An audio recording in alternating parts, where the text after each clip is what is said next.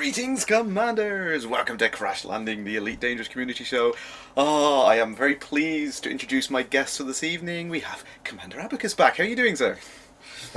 I'm doing fine, and thanks for inviting me again into your stream No show. problem. I mean, we had a Wonderful to be there. little bit of a hiccup last week, didn't we? We did plan that we wanted to do some exploration, and it just broke. Yes, you know. These things happen. These things happen. But yeah, so we can get back to some exploration tonight. Hopefully, show some of that. Lots and lots of things to go over. So many things to go over. Frontier have.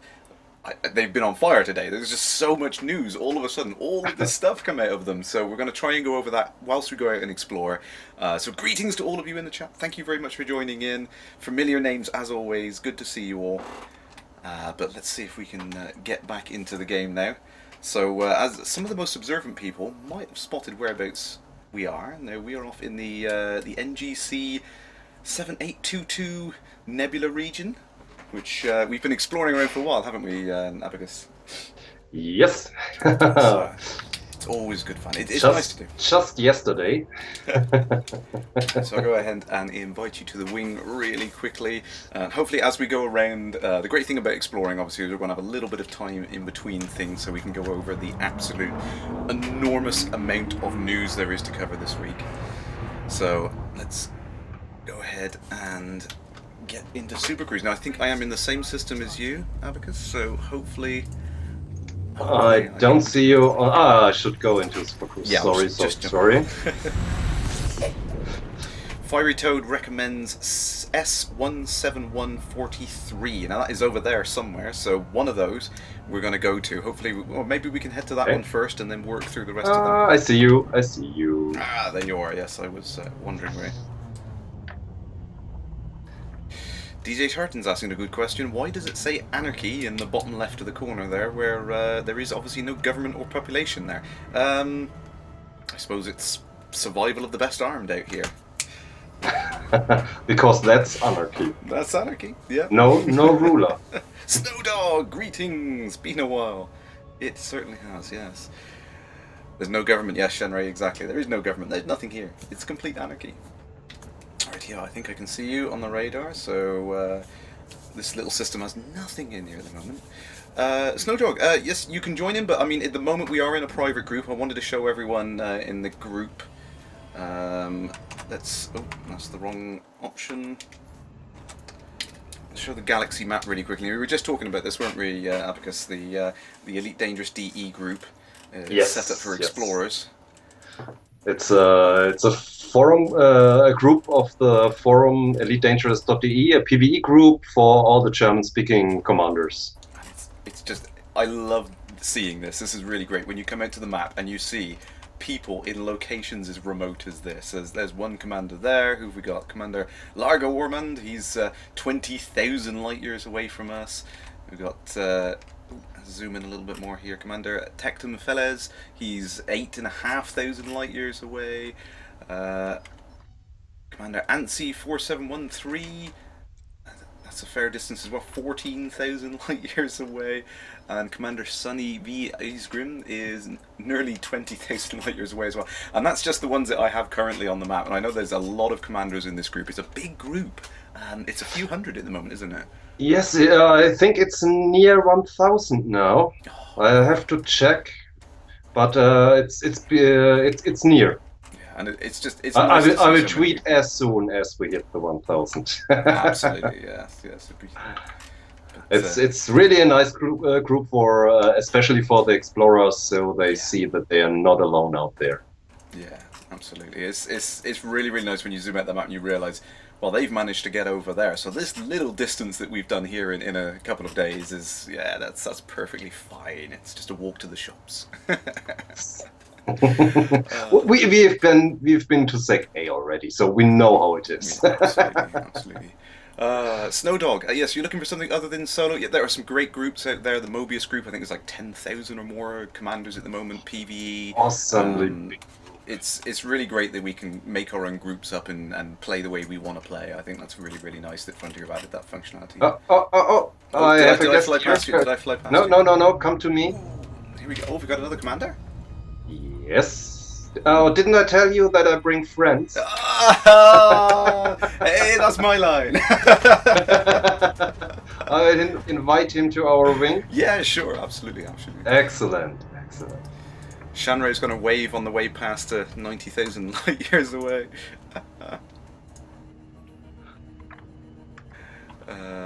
Where's that system you're in? You can see on the screen, DJ Tarjan, if you want to follow it. DNA 12,000 plus in the Mobius group at the moment, which is awesome. It's really great to know that there's that many people out there that just want to play the same Wayne together. And I think that's the really, really awesome thing about the private groups, is it allows us to kind of group together, bubble up, and kind of do the things that we want to do together. So it's really, really nice to see that. See if I can catch up with you guys. I shot past when I was looking at the galaxy map. I'm fascinated by the map. You forget how beautiful this game is just going and looking at some of the content in there. It's really, really stunning. So I'll see if I can catch up to you guys. I'm going to try and do that really quickly whilst I bring up Commander Snuffler. Greetings, Kratos Salt lovers.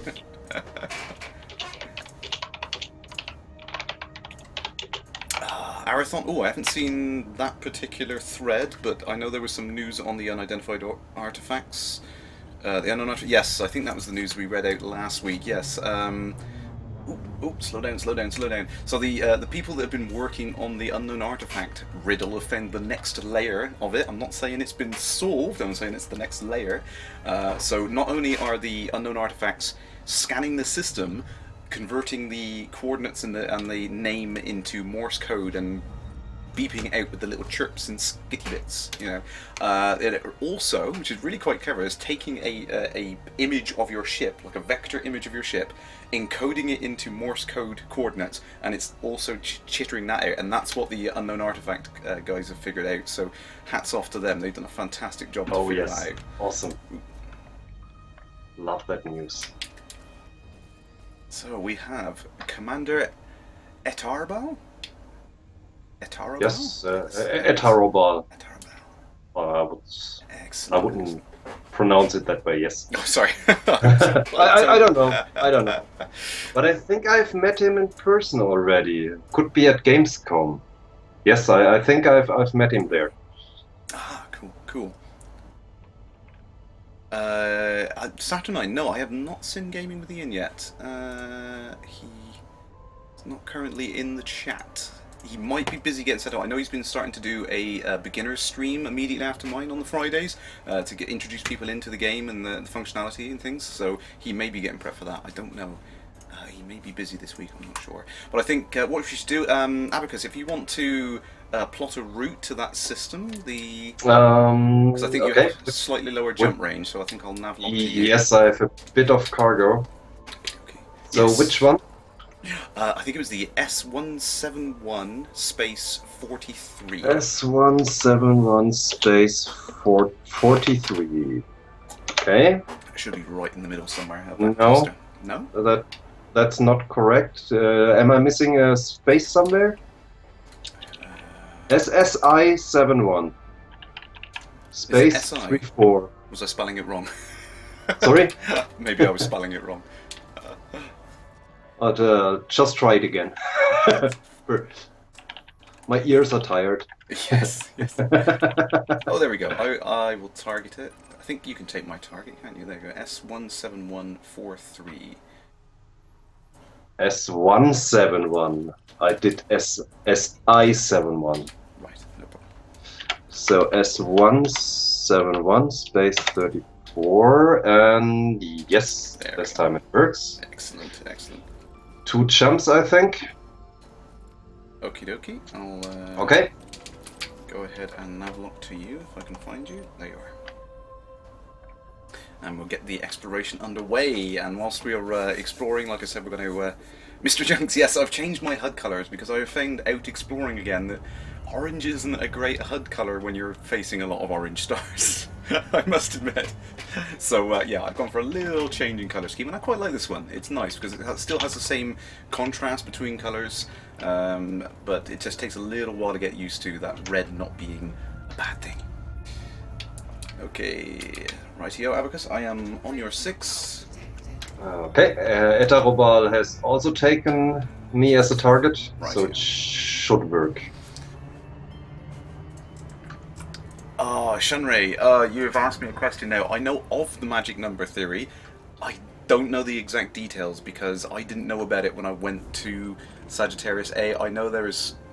Fiery Toad knows, I think. There is some specific value that if you plot routes up to a certain number of light years, not the maximum light years, but certain multiples of a value, then it calculates the route quicker. I cannot remember the exact rules to it. Plipe, are we there yet? Not quite. Nearly there. Nearly there. A little bit more exploring. Snuffler, unfortunately the UI colors are still manual XML change at the moment, but it's not bad. I mean, you do it once and it's done. DJ charging. Go to the galaxy map and search for that. Okay. Are you trolling me now? PSR space J. What on earth is that? Have I turned off all? No, I've got what the? Okay, that's an interesting one. A coordinate in the middle of nowhere. What is hiding there? I don't know. Maybe it's a leftover thing from Dev. That's an interesting one. It's a neutron star. Interesting. You learn something every day. Okay, let's go ahead and get these stars scanned then. I'm sure a lot of these have already been scanned, so we will. Okay, should I head to the next one? Oh yeah, sure. Yeah, I'm just scooping really quickly. Yes, a lot of these have already been discovered. We have found a few first discoveries, haven't we? Not many. Not many. Yes, we are on. We must be on a route that many have taken already.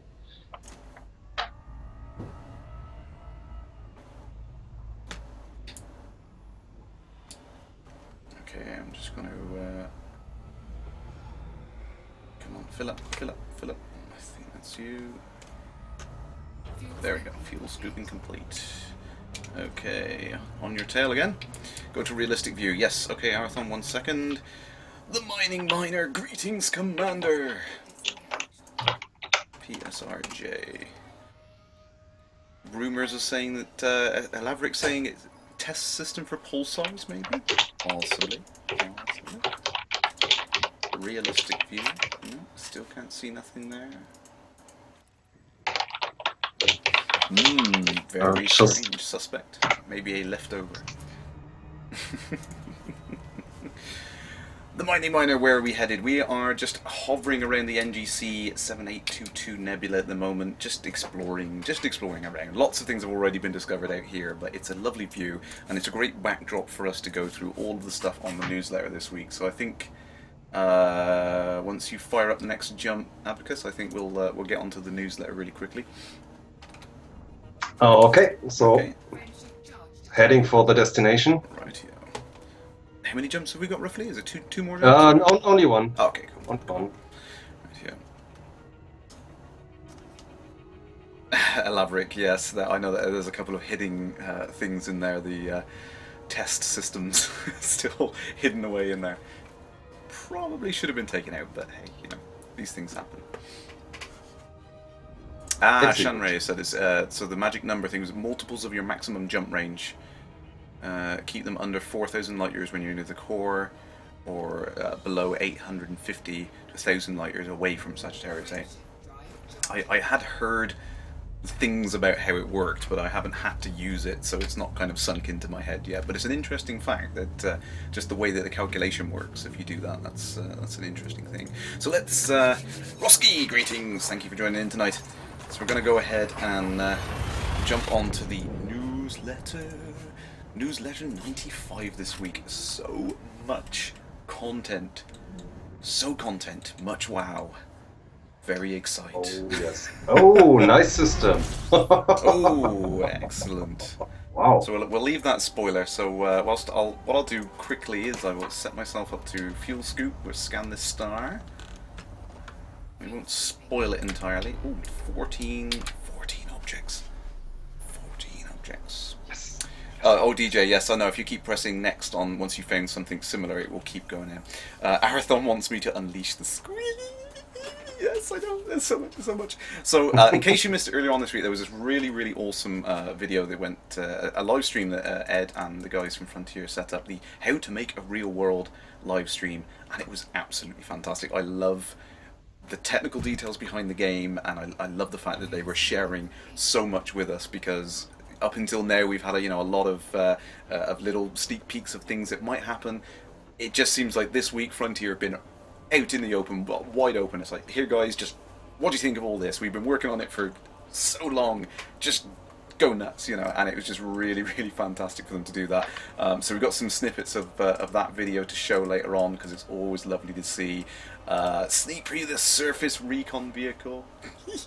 Look at it. Oh, it's so awesome. Now, what you might notice, obviously, there was a little video that got sneaked out today that I know a lot of people will have already seen by now. But yeah, you'll see in that video that the buggy that shoots past was untextured, actually, and this one above, this it just came out in the newsletter, has obviously been fully textured, which looks absolutely 100 times better, again, on top of what we saw this afternoon in the video. And it just goes to show that when there's one little piece of content to the next, the progress that is made in a short space of time, that last few months of crunch, all of the elements start coming together, and it starts to look absolutely amazing. Awesome. Yes, that's incredible. Tollsworth's got a question there. Liking the Emperor or Empress? It is Emperor, because in the year 3301, there's no such thing as gender-specific verbs and things like that. So, or names. It's Emperor. She is the Emperor. Harathon, yes, the tectonic plates. That was a nice surprise to me. I did see the sneaky peeks of some of the content that we've seen in the videos this week. I saw that back in June, as I've said. So I knew what they were working towards. I had no idea the science behind it, and the fact that they've gone and calculated everything from the chemical composition of the soil and rocks on the planets all the way up to the volcanic activity and the tectonic plates and that kind of thing. Wow, they have done. But don't forget the meteors, the asteroids, the meteors, yeah, the craters, and the fact that they're not just stamps like you would do with a texture map, just kind of pum, slapping them on. They are based on the age of the planet and the time at which those asteroids have hit. So, like, and also on the side of the planet, they've talked about tidal locked planets. Exactly. So on one side they have more impacts than the other. Just crazy Stunning. level of detail, absolutely mad. Saturnine, what now, Crash? If they reveal so much, what is left to tease? You know what Frontier are like? They always like to keep something close to their chest that they're not sharing with us. If they've shared this much, just imagine what is coming next week. They've already kind of suggested to me what is going to be shown next week, and it's Squeeeworthy. Again. I can only squeeze so much, but it's just it's crazy. I can't believe it. In the next month, there is just so much. It is just going to blow your mind. It is really, really crazy. I think now is a good time for us to just quickly head on over. I think we should show the video. Should we show the video, Abacus? Do you think I will enjoy it every time. Okay, Sure. let's show the video then. We do like the video. I should ask how many times. Yeah, over and over and over again. Let's zoom it back to the start here. Play it at normal speed first, and then we'll break it down. So this is Adam Woods driving, one of the producers of Elite Dangerous, and there's Eddie, the other producer, and he's zooming past. And this is just stunning. I love this video. It's so nice to see. Last time I saw this, it was a very basic test of the movement of the vehicle, and it was going very, very slowly. Now we can see this thing racing along. Sorry, I see RT. Does this mean retweet this video? Retweet the squeeze. Play it over and over again. I could play this many, many times. It's just really, really awesome to see. Oh, look at it. So great to see it finally in motion, and it's so quick as well. Now, someone was very observant to say earlier on, when I was watching this the first time round, that it looks really, really fast when you look at these vehicles jumping all over the terrain here. But when you look at the speed indicator, It's 25 meters per second.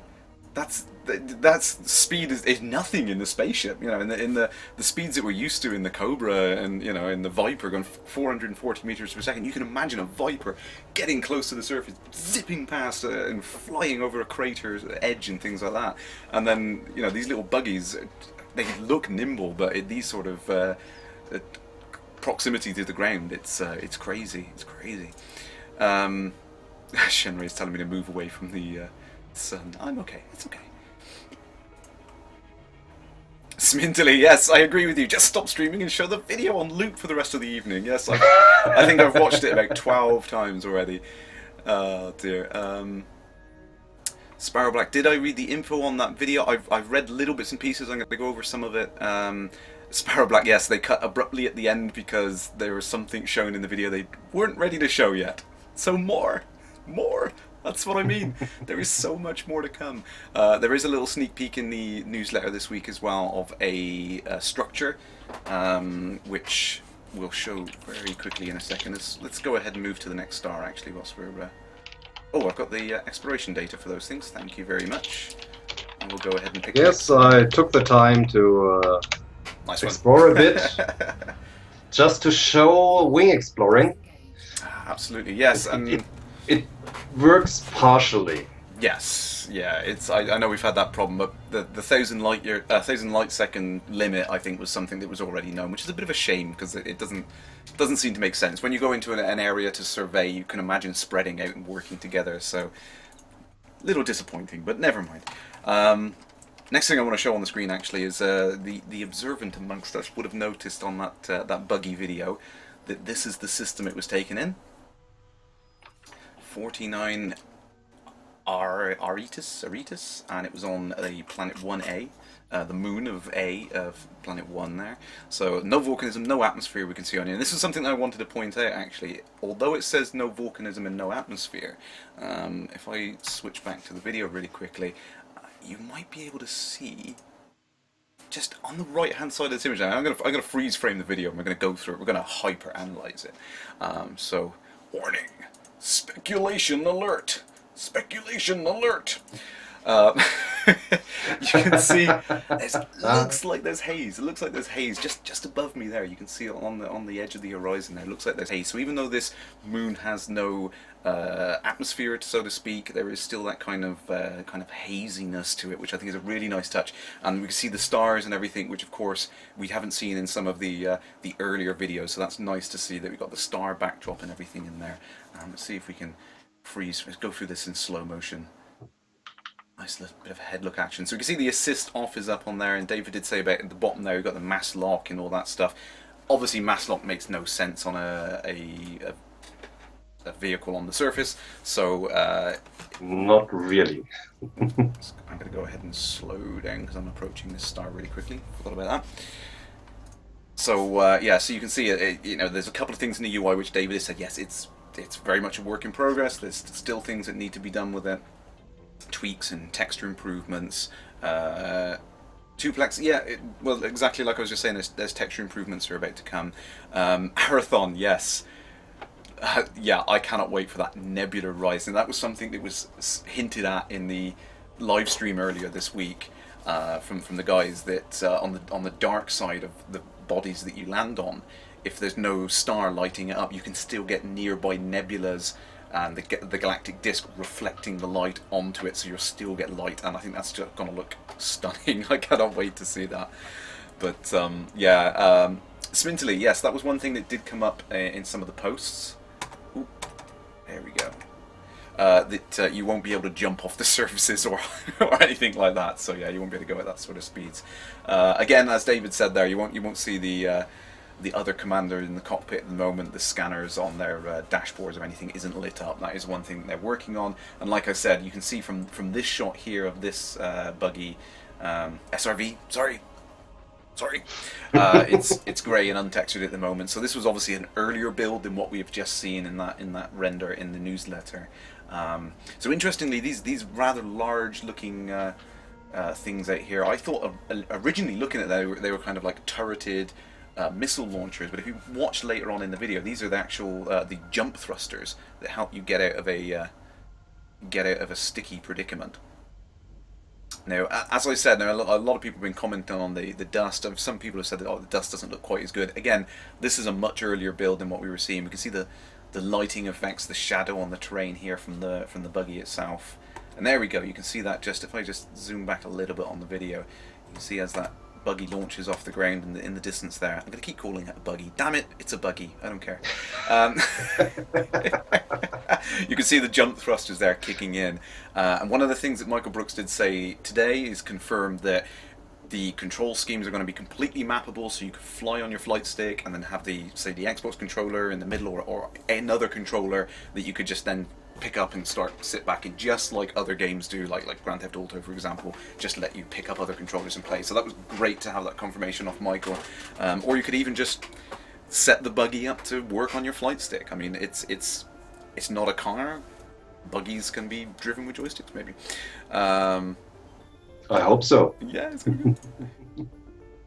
Galactic Surfer, what happens to your ship whilst you're running around in the buggy? Can it be destroyed by other ships or buggies? Now, it hasn't been confirmed, but Frontier have been working with various ideas. One of them is due to the multi-crew work that they've been putting in, which is not just the players, but AI. So AI can take over your ship. So various things can happen. You can set it up so that if your ship gets attacked, it can decide to get out of dodge and get back up into super cruise out in orbit where it can't be found, or there's various things that can be done. So they're working on what is the best thing to do with that. Tuplex, will there be movable objects on the surface or dynamically changing things like buggy tracks and things like that? Honestly, I've seen nothing more. This is the most up-to-date version of the video I've seen myself at the moment, so I don't know whether those things are going to come in. I imagine it's possible. Those kind of special effects and things that you put into games, you tend to do those last. They kind of all merge together on that last couple of builds. I'm going to quickly check back on the game, so I haven't crashed into anything yet. so much content. Saturn Oh, says, I just lost you from the. Oh, am I too far away? From the scanner, but you should have gotten the most of it. I got some. I just lost you. Have you gone to the last unexplored one? It's about. I am just going to the last. Okay, I will go ahead. So the rest, do you have? Yes, I've got the rest of them. Got absolutely perfect. Thank you very much. Excellent. For that. I'm slacking today. Yeah, I'm slacking. Wing exploration. Oh, there we go.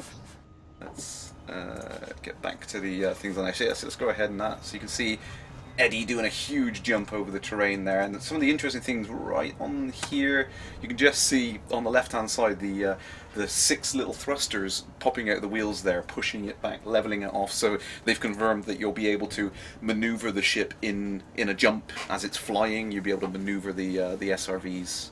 The buggy. Yes, I'll take a drink every time I say buggy.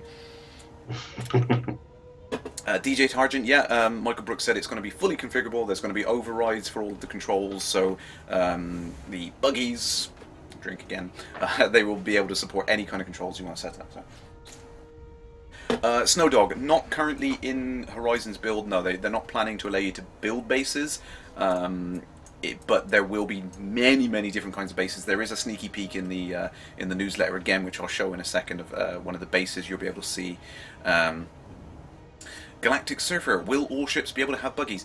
The buggies have been designed, I can drink again, they will fit into a standard size cargo bay. The wheels and the jets and all that, they all fold up underneath so that they can fit inside a standard size cargo bay. So if you can have a cargo bay on a ship, you can fit it in. I am really keen on the idea of putting a Sidewinder in my Anaconda, which is coming in a future update, and then I'm going to put my little buggy inside the Sidewinder and can do a Russian doll. And I know what, do you have an Anaconda?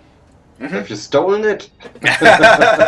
I've parked it away nicely. It's like the weekend car that I get out on a nice day. Dear Arathon, won't streams be easier with multi-crew? My ship or yours, honey? Yeah, that is going to be really great, just to be able to share and do things with them. I'm hoping that I'm sure Frontier have considered that every single aspect of the game will benefit from multi-crew, as it did with Wings. So being able to go out in a Cobra exploring and having your wingman sat in the seat next to you, effectively plotting routes and picking the next good system to go to and all that kind of thing, so you can concentrate on the flying from target to target, that kind of thing. You could have your little buggy inside the Cobra. You could go down, drop your wingman in the buggy, he could go out and explore around. You can take off back into orbit, scooch around, find another point of interest, that sort of thing. So many more things you can do with multi-crew as well. I mean, it's... Oh, I think I am close to that planet. I better switch back. There we go, yeah. I'm getting close to that. So I'm getting the scanning detail now. Be right back. Okay, no problem. Just a minute. So yeah, so many things that can come out of that.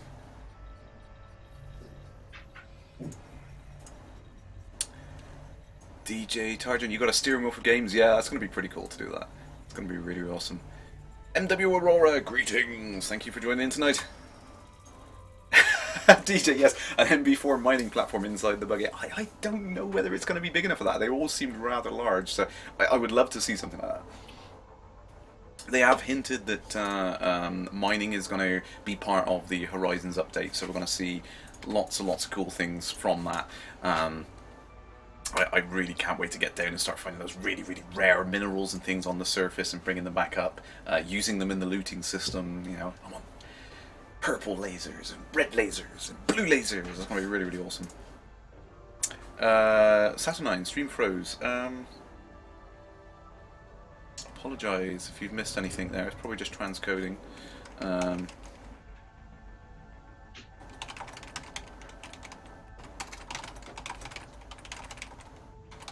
That does tend to happen. Sorry for that.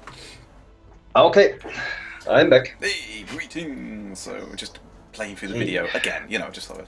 Oh, so there you can see the kind of yellowish orange tinge to the lighting here as the vehicle comes over the surface there. You can see it lighting up the surface. You got the dynamic lighting going in there, which is pretty awesome. The dust kicked up from where Eddie just landed off in the distance there. Snowdog, anything on crafting? There is not so much news on what looting and crafting is going to be yet. I think it's going to be coming into like 2.1 or something. It's not going to be in 2.0 at the end of this year, but maybe early next year.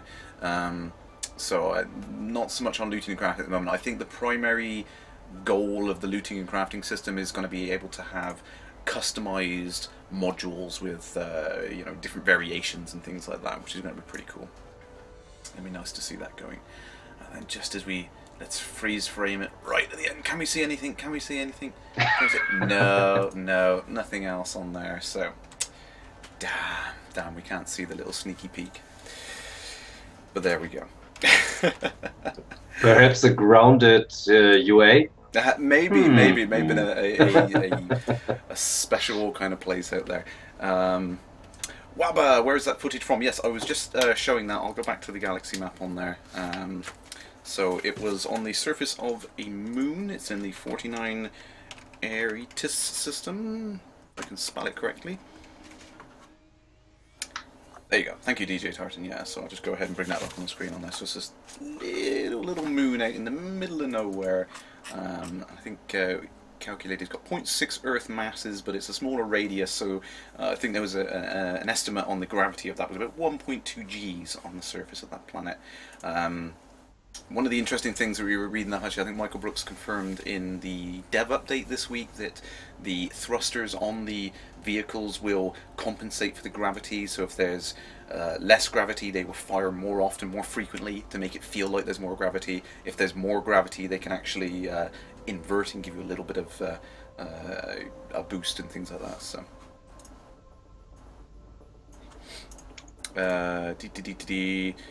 Red Zurus, do you think that the SRV can carry its two canisters of storage space, or would it be worth it?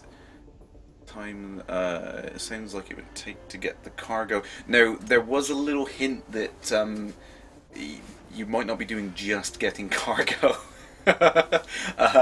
No word of exactly what you would be doing, but I think it was Ed suggested that there were other things to do other than fetching cargo, things that didn't require cargo space.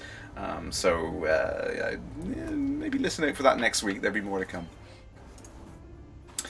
Okay, so are we all scanned in the system? I think you guys have done a fantastic job whilst I've been... I had time. Cool. Um, Where should we head now? I honestly don't know. I mean, we could jump to the next S171 system, maybe, or it's very, very close. 0.63 light years. Which one? S17133 is the first one on the map. Yeah, okay. 0.63 light years. Yeah, Let's go there. That's like a few trips to Hutton and back. That's nothing. Okie dokie. Okay.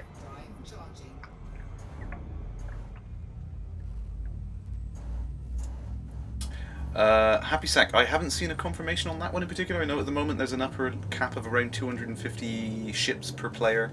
I've not heard of that being removed at the moment. I imagine it's something they could do. But they probably never imagined that anyone would want to do that many ships, so they just kind of set a arbitrary limit in there.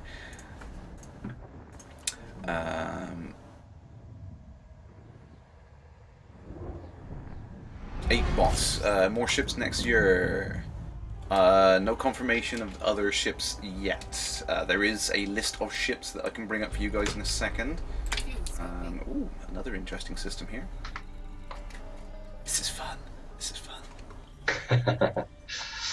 So... elaborate. Yes, I do have an official list, so I'm going to go ahead and get that up. I'm going to leave myself fuel scooping for a second. See if we can get back to the next thing on the list. Like I said, so much to go over this week.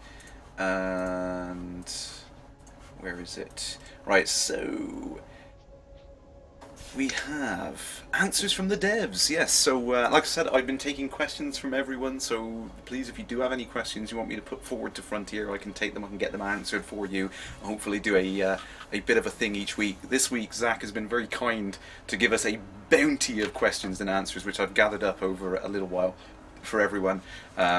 So here's one of the things: how many of the 30 ships are in the game? So here we have an extensive list. I'm going to go and make this really big because I will run out of breath reading this list. So here are the 24 that we have in the game at the moment. All of the ones that we've seen. Obviously the F-63 Condor CQC only there at the bottom.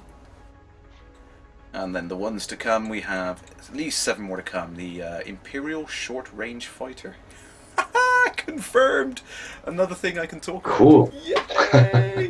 So yeah, we've seen that before. That's the little fighter with the central pod and then the 2 nacelle pods. It's a very small fighter. So that's going to be great. That's going to be a new kind of fighter coming to CQC in 1.5. The Lakon Keelback. I knew it. It had to come. It had to. It had to. It was really, really awesome. So that's a nice thing. Yeah, Keelback. I'm not sure I've even seen this one actually, so that's a nice surprise. The Viper Mark IV, which was mentioned a few newsletters ago. The Asp Scout, which is going to be really, really awesome to see. A nice slimmed down version of the Asp, hopefully with a crazy good jump range. If so, I am buying one. Oh yes, new Explorer vehicle. Yes. Yes. Give it to me. I'll take 2. I'll take a spare. Yay! You never know. Yes, and well, the Federal Corvette, obviously, which we've heard a lot about. So that is going to be bigger than the Anaconda. Is going to be the biggest playable ship in the game. Well, but yeah, no Panther Clipper. It's not been ruled out. It's just not been confirmed for 1.5. Obviously, Frontier can keep making more ships if they see a need for a ship. Yeah, Arathon, yeah, there was also there's Panther Clipper Alex, the Beluga, and the Dolphin class ships. They've all been concepted, they're all possibilities, but they're not appearing in 1.5. Again, the Imperial Cutter, which we've seen, and the Cobra Mark IV. So, obviously, lots and lots of really, really awesome stuff coming in 1.5, and that's just scratching the surface.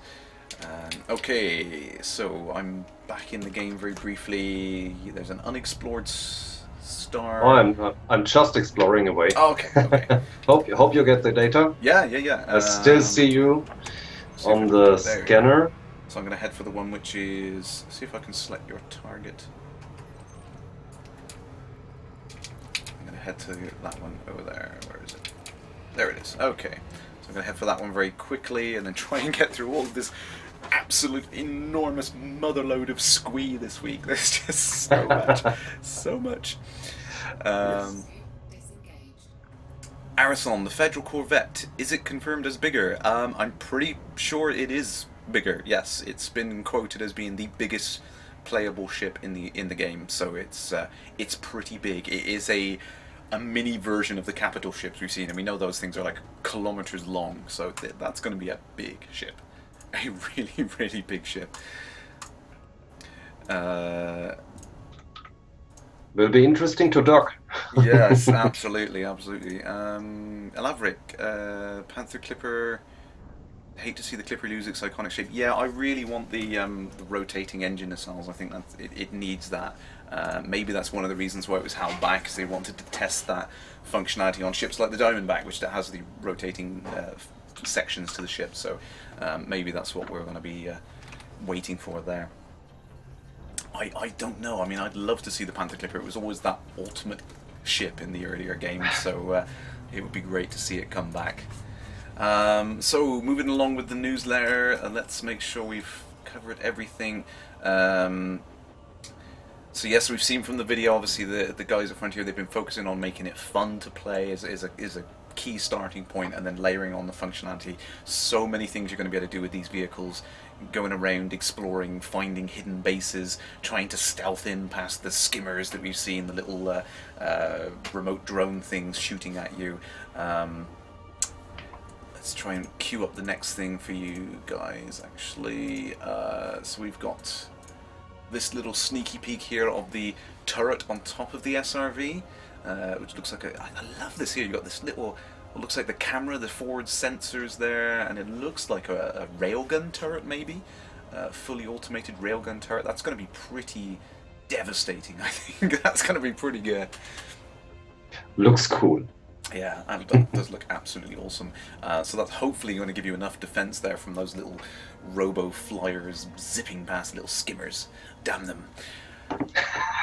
Ram them! Ram into them like that. Well, maybe you can, maybe you can. Obviously we have to try. The little jump thrusters might give you enough of a boost to get off the top of that crater, smash into that skimmer as it's going over. Oh, nice yes. little details on the textures. A death from above in Elite. Yes! Awesome, awesome. Just squash the damn thing. Squash it. Oh, this is interesting. I just spotted on the side here. So we've got, what does that say?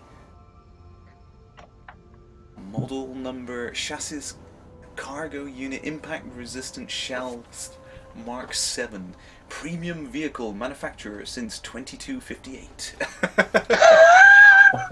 Lovely little details on these things, considering that, you know, they're just tiny little things that you might never see in the game, but it's lovely to see all the little chunks of information there, which is great. Oh, we can zoom in. You can see the caution stickers on the wheels there. Moving rotors, do not touch. No step.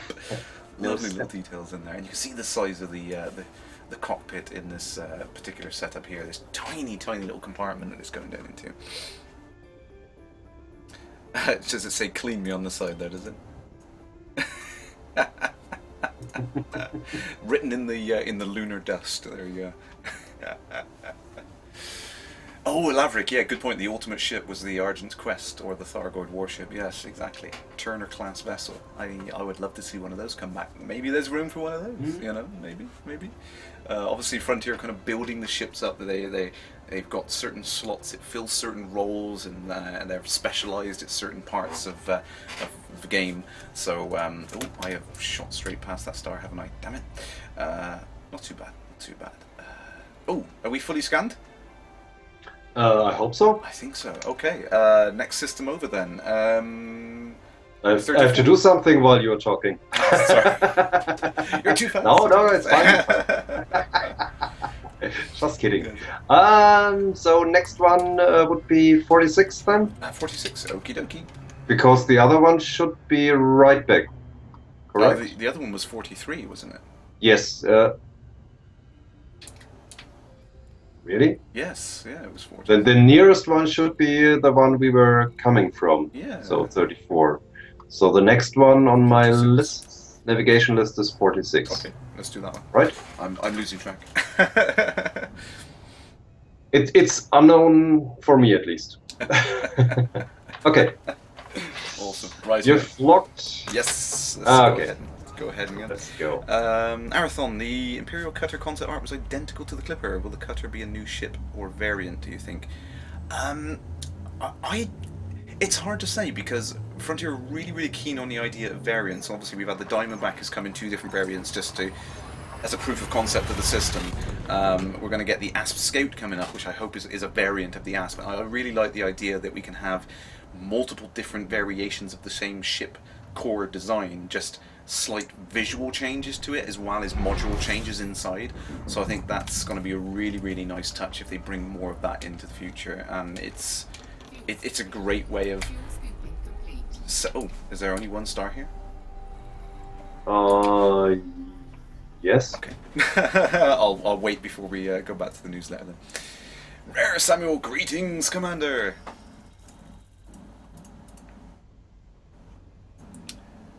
Hello. Mr. Junk's Thargoids hate the humans, joining them would break the elite. Well, they don't necessarily hate the humans, do they? They kind of had a speckled past with them. And depending on how you played First Encounters, they may have either been,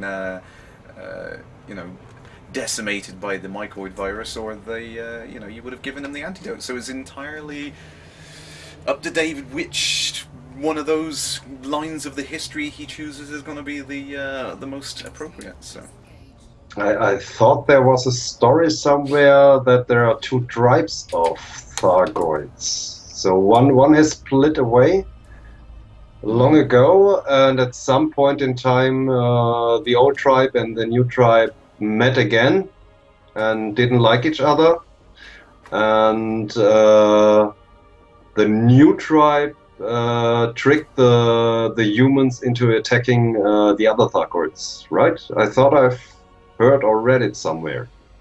I can neither confirm nor deny. Okay. I honestly. Speculation time. Yes. Speculation alert. I can't remember what is. It's not necessarily only the Thargoids. Yeah, exactly. You know, we it's just not the humans. They are still attacking each other. Absolutely. In the 4th millennium. I have to say, greetings, Shorty. Shorty's in the chat. Everyone say hi to Shorty. Oh. Big hugs. Hi, Shorty. Hey.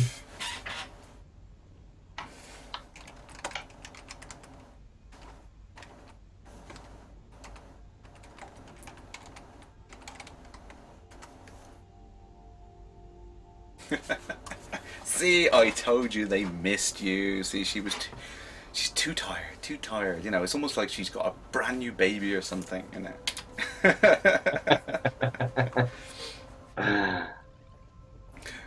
I'll let everyone say hi to Shorty very quickly on there. Darthcon34, color scheme, yes. So you can get the color schemes by editing there's an XML file in your data directory. It's something that Frontier wanted to put in as an official thing. It's not been made official yet, but they're happy for people to go and change it. It doesn't break anything. All you need to do, if I can find it, I'll try and get it on the screen. Here we go.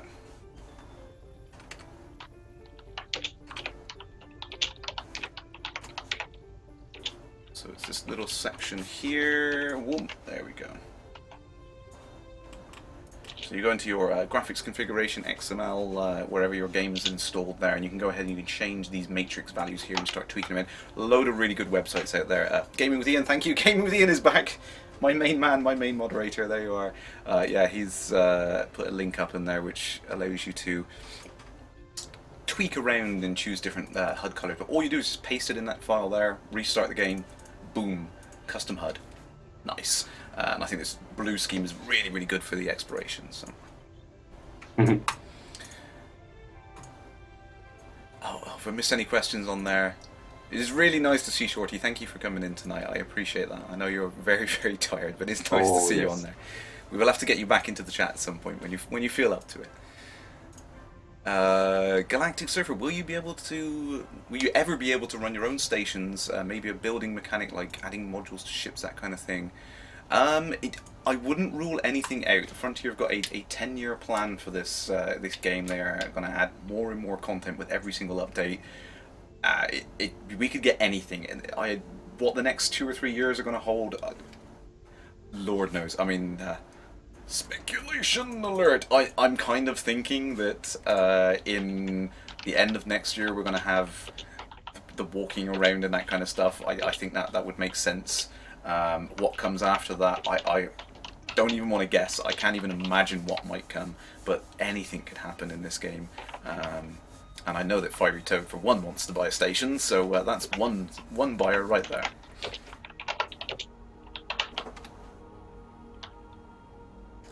So, I tell you, whilst Shorty is here, actually, on the subject of bases, I know this came up in the conversation earlier on, and Shorty is here, so I'm going to show the Sneaky Pete concept art. Oh, one of the bases here. Yay! So you see, it's no longer banana for scale. I'm starting a new hashtag. It's buggy for scale. There we go. You're not allowed to say buggy. I must drink again. Yes, must drink. Oh, okay. Arathon floating around. Yes, exactly. We're going to obviously have mag boots and little thrusters in our flight suits and things like that. It's going to be really interesting how you move around in Zero G. Cocalarix, nothing on the gas giants yet. Not yet. Next year, I think we're going to see a lot of new planet types coming into the game. Like I said, yeah. Like I said, it's speculation, but yeah, walking around by Christmas, but not this year. Yeah, but I don't think we're going to see it. But so much is coming in Horizons anyway. But yeah, so we got really nice. I mean, the thing that shocked me about this piece of concept art was the scale of this particular base, and we've seen some of the other smaller bases, but to see this one and the absolute enormity of it, it really does show you how big these space stations are. And then when you get down to the scale of being in the vehicles, you realise how tiny you are, and it's just crazy. Look at that. And I think here we got like this looks like a docking base, or I'm imagining you may be able to bring your vehicles right in and park up in there, transfer back over to your ship, that kind of thing. Gonna be really awesome in there. And where's Shorty, do you want to see the video again? I think everyone wants to see the video again.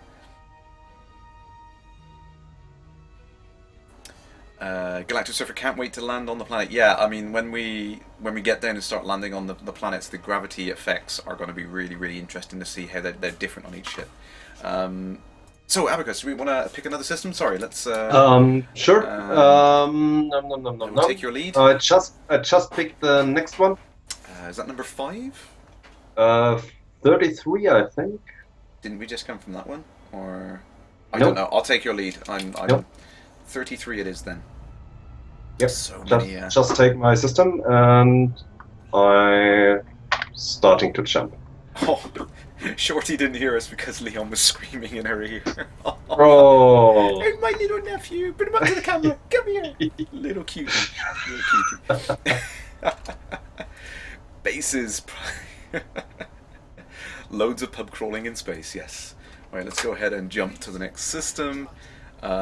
Shorty, yes, do you want to see the new video that came out today that I don't think you've even seen yet? Because what normally happens is a few minutes before these videos go out, I find out about them, and then I'm like Shorty, there's a new video! There's a new video! Look!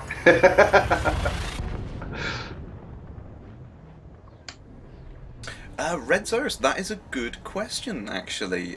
Will the Super Cruise exclusion barrier still stop you if you're flying towards a planet?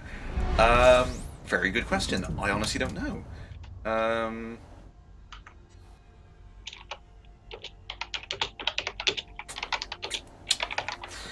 I wouldn't like to guess. I know when you go down to... oh, yes, we have been to this one. Should we go back to System 5? Sorry, I just... Etobal wants to leave, so I just... Oh, okay, no problem. Thank you for helping us out, Commander. Thank you for coming over. Yes, you're right. Okay, I will check on the galaxy map.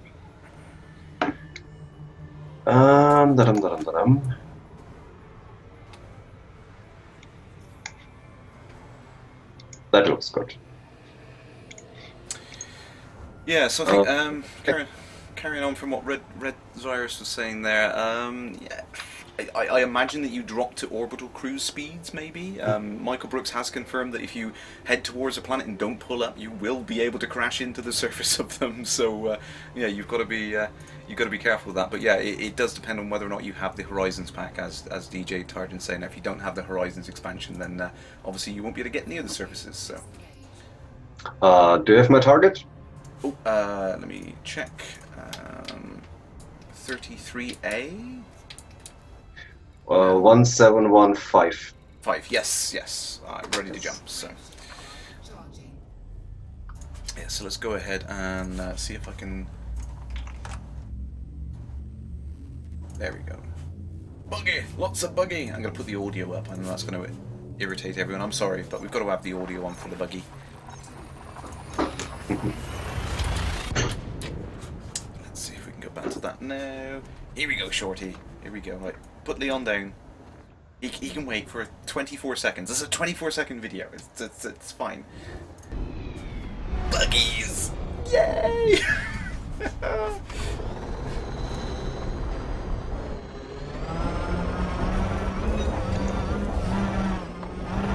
Buggy!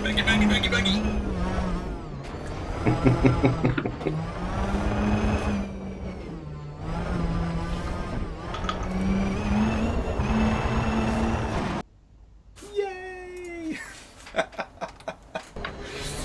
That's too much fun. It's just too much fun.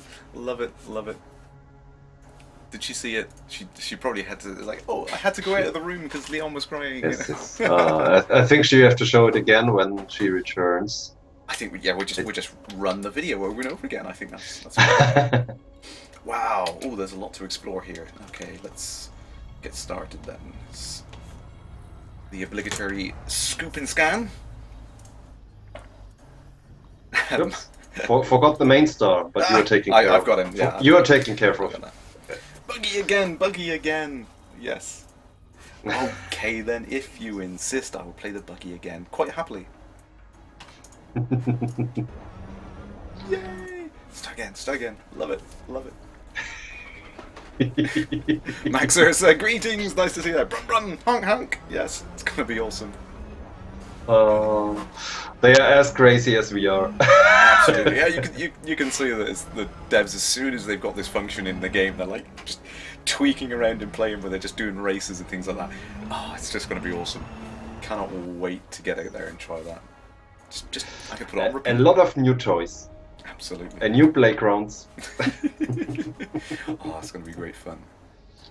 But yeah, it's crazy to think how much content's coming out. Now, I did a quick calculation. I know some of the figures were put out, which were only just shared by the dev team. The guys that did the stream earlier on this week, they figured out the size of the scale of the surfaces as being like 10 AU square. Now, I was trying to figure out the calculation of this, and I think I worked out it was something in the region of a 5,000 light second square. So 5,000 light seconds on each side. That is the surface area that you'll be able to travel on the vehicles. That's insane. That should keep us busy for a while. Yeah, and you're going over the 25 meters per second. Like, it looks like about the top speed of these things. That's just gonna be.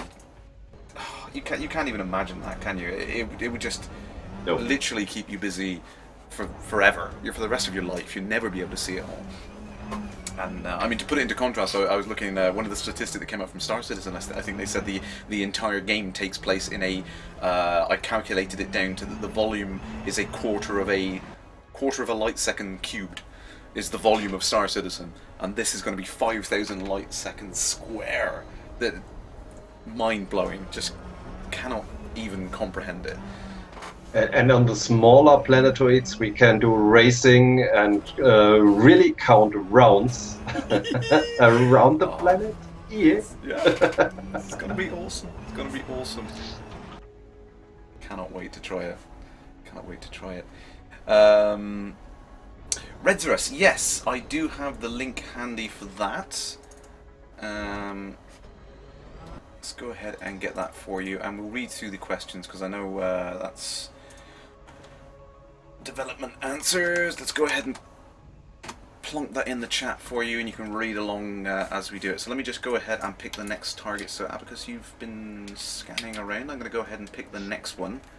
I try, but I don't see you on the scanner at the moment. Oh, I think you I'm just probably too far away. So that's the problem with wing exploration. Yes, Would yeah, you get be too far nice. into it. Yeah. Would be nice if it's you know, if you're only in a wing and in a, you know, in a system where there is no station and no other ships, you should have. Or if you just could share the data once you meet again. Exactly. Yeah. Just sync up. It sync would. up computers. Yeah, it would be really nice to you know. One goes this direction, one the other, and at the end you meet again and share the data of the system, and you know. Yeah, absolutely. So hopefully these things can be tweaked and tuned. I know we've had. Because it's really nice, you know. Wing exploration is cool. It is, yeah. It's like I said right at the start. It's hard to. It's easy to forget how wonderful this game looks just wandering around. It's just really awesome. So, yes, I want to pick up that point there. Yes, as Game of the End said, thank you very much. If you do throw any questions in the chat that I don't answer, or any questions you want to get forward to Frontier, please throw them in the chat. Even if I don't get around to answering them or I don't know the answer to you now, Game of the End there, he's going to go in and grab the questions for me. Thank you very much. And I'll get them forward to Frontier for you. So let's go ahead and get onto the list actually. So here's all of these questions. This is something I worked with Zach to get a bunch of these things working. What is the minimum spec for Horizons? So they don't have a final minimum spec. Obviously, they're still optimizing it and tweaking it, so they don't know until that's finished. But it will require a. I see a salvageable wreckage. Oh, excellent. You want to come over and show it? Ooh, go on then. Go on. Let's see if I can find you. Okay, so I'm a little distance away. I will. Yes, I see you on the scanner. Yes, so if anyone hasn't found those, actually some new things that you can find for explorers out there, little wreckages in the middle of nowhere, and we found they seem to populate more frequently around areas where people like to explore, so you can keep your eye out for those ones. So let's head back to the questions on it. Yes, so you will need a GPU with DirectX 11 support when it comes to Horizons because of the extensive use of compute shaders. So lots of technical questions coming down with it. So technical issues with the Oculus. So they now support the Oculus 1.5 SDK, but they will not be able to support the 0.7 SDK because of various things that Oculus have done. They've completely changed the pipeline of support for the tools and everything like that. So I can understand entirely from Frontier's point of view that. Oh, I've flown straight past you, haven't I? Okay, sorry. No problem. I've enabled the wing beacon, so cool. Should be straightforward for you. Okay, dropping. There you go. I'm dropping now. There we go. Yeah. So I mean, the problem is it doesn't make sense for Frontier to keep working with all of the different SDKs as if they're constantly changing and evolving. What they're doing is they're working with Oculus to basically get full support for the final version of the SDK and just build it once. So you know we've got the 0.5 SDK will work. I've lost that canister. There it is. Whoa! I got really close to that canister and I didn't even realize it. There we go. I thought you wanted to scoop it as fast as possible. Well, how many do you have? Would you like it or? I have 3 at the moment. You got 3? I've got 2, so I'll. Okay, I'll take it. Go. There we go. Scoop this up. Nice little canisters floating around. I didn't see any wreckage around here though. Really? There is. Turn upwards. Just turn my lights back on. Sorry, other direction. Downwards. Oh, sorry. Is it my app or your app? No, I thought your cockpit would be on the other side. I just noticed. So just a bit farther, there is a lot of wreckage. Just stop. I'm not seeing any. You should see a lot of it. No, I'm not seeing any. Maybe it's not showing on my view for some reason. Maybe. I would just place myself near my ship, near one of the bigger chunks. So here, Oh no, it's not. I'm not seeing any things at all. directly in front of my nose. That's odd. I'm not seeing any things on there. Instancing, yes. Yeah, a few problems with things like that. Seen it before, but meh. Ah, stream doesn't work. Have to reload. Okay. No, You've just check on your screen. No, nothing. lost my. Looks okay. So you got the canister, but not the rest. Yeah, yeah.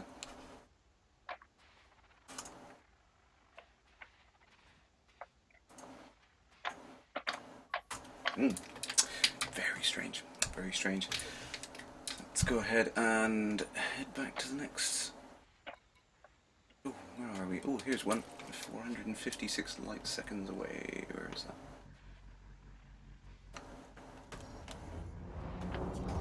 Oh, I can scan this even without going into Super Cruise.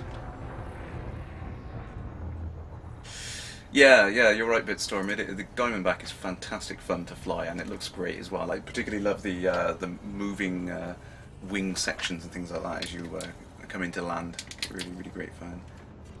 Oh, yay! You can scan these even without going to Super Cruise.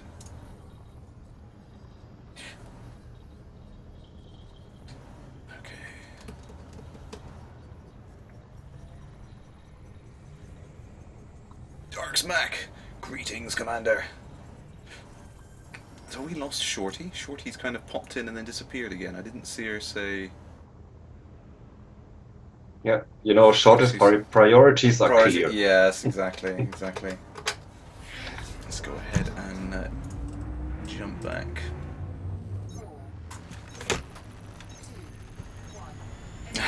Max Ursa. I think that one is very much a speculation alert. But yeah, the wings on the Diamondback, they sweep back for the landing, but they look as if they could sweep forward for atmospheric flight. I can neither confirm nor deny.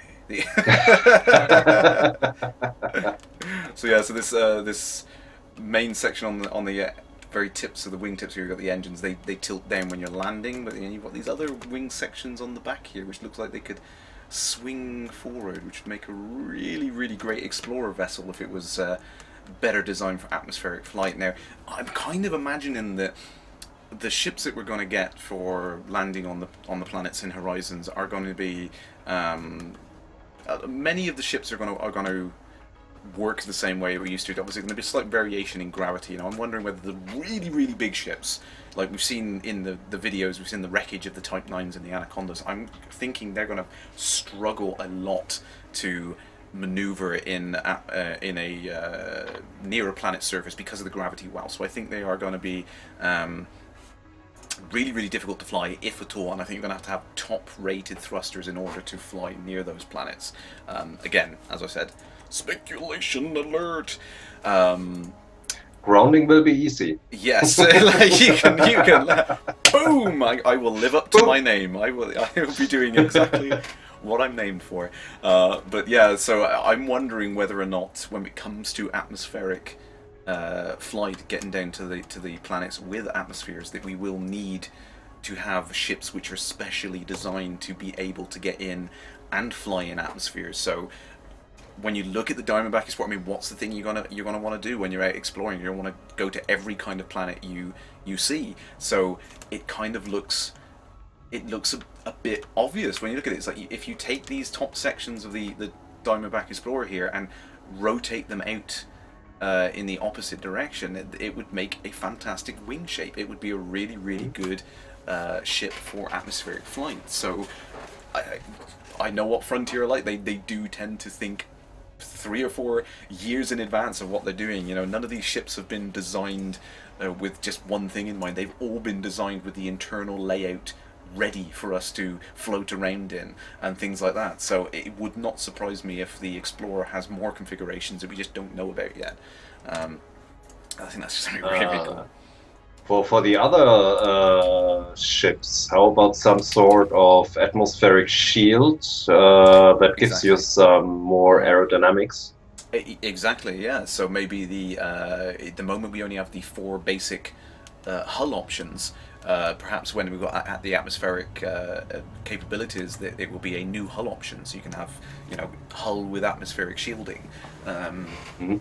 That would be really really interesting of how that's going to work as well. I just saw something in the chat actually. T Corkin, maybe it's just fitting a thruster module which allows atmospheric flight. Yeah, we were talking about this last night, weren't we, Abacus? Is what's it going to mean that what do you need to do to your ship to order to Yes, land on the planets yes. and horizons? Good question.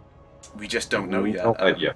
No idea. I think But they have to come up with some plausible explanation why the people with Horizon can land on planets and the other can't.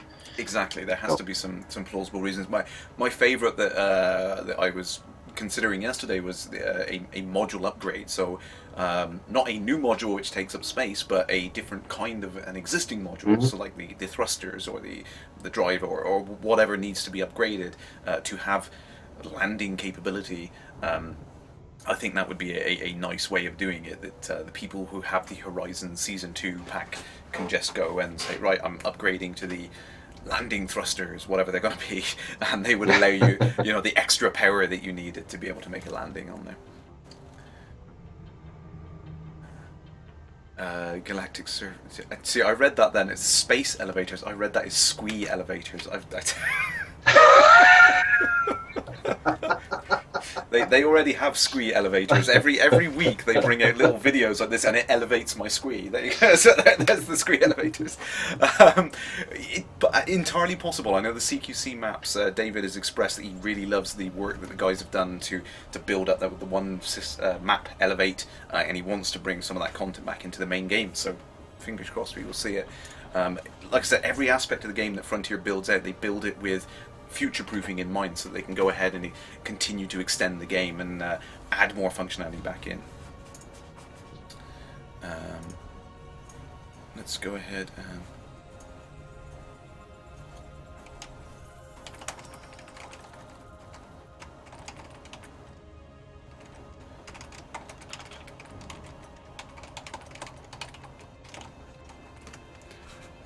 let's get the answers from the devs. Let's get back to the answers from the devs as we're flying around on there.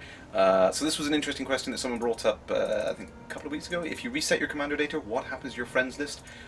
Nothing. Your friends list is tied to your account, so don't worry. If you want to reset your game and start from scratch for the challenge, absolutely, you can go ahead and do that. You will not lose any of your friends' details. Will there be more decals in the stores? More decals coming soon, and they're looking at new and interesting ways to add them. Quite sure. So we've seen a couple of things like special event decals coming up for the community contribution, that kind of thing. So hopefully there'll be some nice things coming in. Oops, slow down a little bit in the future. So hopefully we'll start to see some decals and things for special events, which would be really really cool. I keep looking at you on the map instead of my compass. There we go. Let's go ahead and scan this. Laguna Hunter, yes, I will post the link to the Q&A. Let's just get that for you up on there. You can go ahead and read along. So more decals coming soon. Are you going to be releasing paint jobs for the Diamondback Explorer?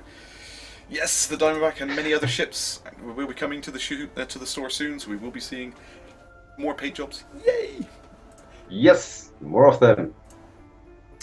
And on to some unfortunate news, yes. So an update on the Mac version Horizons, right? So currently the support for OpenGL or Metal on Mac, it just doesn't have support on Mac OS, which is a real shame. Now this is a problem that only Apple can fix. That if they want to support games such as Elite Dangerous, things that are making the most out of graphics technology today, the only thing we can do is rely on Apple to go ahead and put that support in. It really is outside of Frontier's hands. They are working with them to try and figure this out, but at the moment it really is just up to Apple to bring in an update to the OpenGL drivers on the platform to allow them to get the compute shader support. So that is a big problem, but it's completely outside of Frontier's hand. There's nothing they can do about it. And I feel their pain there, because I know they want to get it on every platform for everyone. They want everyone to be able to enjoy the game the same way, but it's really it's out of their hands. Like I said, there's nothing they can do. Such a shame. Suggestions in her boot camp, yeah, yeah. Hey, Shorty is back! Yes, Leon wanted food. Okay, then, as Shorty is back, let's go play the video. Should we play the video again? Yes, yes. Of course. Oh, okay. She has to see it. Yay! Hello. Buggies! Buggies! Drink! Drink! Too much screen. There's just too much screen tonight.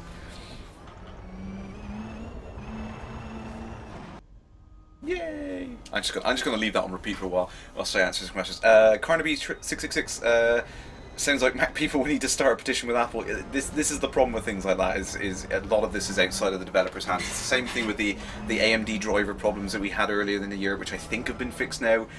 Again, it was entirely up to AMD breaking support for some functionality. And this is the thing that I find really interesting about Elite Dangerous, the Cobra engine in general, is it stretches parts of your graphics card that other engines just don't stretch. You know, the technology they're using is is way out there beyond what a lot of other people are using. So there's not a lot of focus on the Q&A department of the driver teams that are making these things to fix things like extended compute shader support and stuff like that. And that's why we see problems like this. Shorty's just reacted. What the buggies? What? Yes, exactly. Yes. Coming soon, TM. Yeah, exactly. AMD, Oculus. Squeeze time, Shorty. Buggies. Yeah, it is a real shame, and it upsets Frontier as much as it upsets us as users when we can't play the game because something else has changed outside of their control. If there's anything that Frontier can do to fix a problem, they will be on it straight away and trying to fix the problem. They absolutely want the game to work as well as it can for everyone out there. As soon as it comes down to the root cause of something being out of their control, it is so disappointing for them because they know that there's nothing they can do. They can't help players, which is a real shame. Another example would be getting a decent HOTAS for the Xbox players. So exactly. this is in the hands of Microsoft. Exactly, so Microsoft, Cytec. Yes. Yeah, and it's a real shame because I know that Frontier would love people who have the Xbox to be able to just buy an X52 and plug it in. It's USB after all. Why shouldn't it work? And it all comes down to only the driver. Exactly, driver, the manufacturer. There's so many things that need to fall into place to make it happen. But so Microsoft, do a decent HOTAS for us.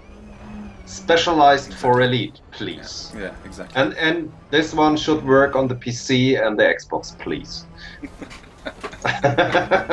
Exactly. No, Shorty, I'm not driving that buggy live. That's a clip that David Braben snuck out today, which is really, really awesome to see. Snowdog, the disconnects. Again, a lot of the reasons I've seen for disconnects and networking issues and things like that is things like double NAT problems where people are running strange router configurations and don't talk to each other well and things like that. I've played Elite in many different configurations, and I must say it's like when you play it on a LAN and there's no crazy internet stuff getting in the way of it, it runs absolutely perfectly fine. As soon as you start introducing different routers and people working on different protocols and having to punch holes in firewalls and double natting and all of the complexity of getting peer-to-peer connections to work over the internet, it's an absolute minefield, and there's so many things which are outside of Frontier's control. Again, they can't control how ISPs are routing traffic. ISPs, some of them limit peer-to-peer traffic. So when you see latency and lag and things like that, it might not be anything to do with the game. It might be your ISP is causing you problems, and there's very little that Frontier can do to fix that. They want to make it work as well as it can. They don't want to present the game with problems. It's crazy talk. John, should we change the system? Yeah, let's head on over. I've already targeted a new one. Okay, wonderful. Which one is that? That's just take my my target.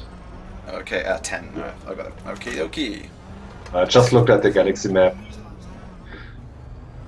So we can follow the ring of these blue-white stars around. Awesome. Dirk D, yes, I did see the Frontier presentation on the server architecture, and back to you know, the like I said, about the complexity of the architecture and everything that they've had to do under the hood to make these things fit together. It's really a nice insight to see how it all works. It's so crazy. There's so much detail that goes into there. Oh, have we already scanned this one? No. Oh, unexplored, but No. I must have travelled through here at one point on there. I'm scanning just now. I see a question from, there was it, Bitstorm. Any idea if decals will be buggy compatible? Good question. I think on at Gamescom, Eddie said that they don't plan paint jobs at the moment for the buggies. So they want, because you're only using it on the surface, so paying for paint jobs on buggies would be... the decals, I don't know. I guess they are too big, but I don't know. Yeah, If I mean, the that's decals would exactly it. just It's get probably too over. small to do it, but... Ron Canvas, can I share my... Oh, crikey, where have I hidden it? Hang on. Let me see if I can get the link to the stuff up on there. Snowdog, was that a canned answer? I mean, I don't work for Frontier. I don't have to make excuses for them, but I think I understand these kind of problems because I've worked in the technology industry for so long that I understand why these problems exist, and I don't know what they as a games developer can do to actually resolve problems with networking. Like I said, I've had times where the networking really screws up, and I had really strange problems, and then in the next patch it's all fine again. There's no issues at all. We just saw there just briefly. I wasn't trying to hide that. I didn't see the debris of that ship. I think the difference is I look at that. No idea. Yeah, I shrug it off. I carry on playing the game. You know, it doesn't destroy the game for me that something like that doesn't work, and it's a shame that these things happen. But I know that Frontier don't want that to happen. These things just, they're problems which are really difficult to solve. And I think the only thing that we should do, instead of shouting and complaining about these things when we see these problems, is to raise bug reports, help Frontier fix it, give them the reproduction steps. That's the only way I know to fix these problems in my job, and I know that Frontier would appreciate it if we help them do it. Certainly.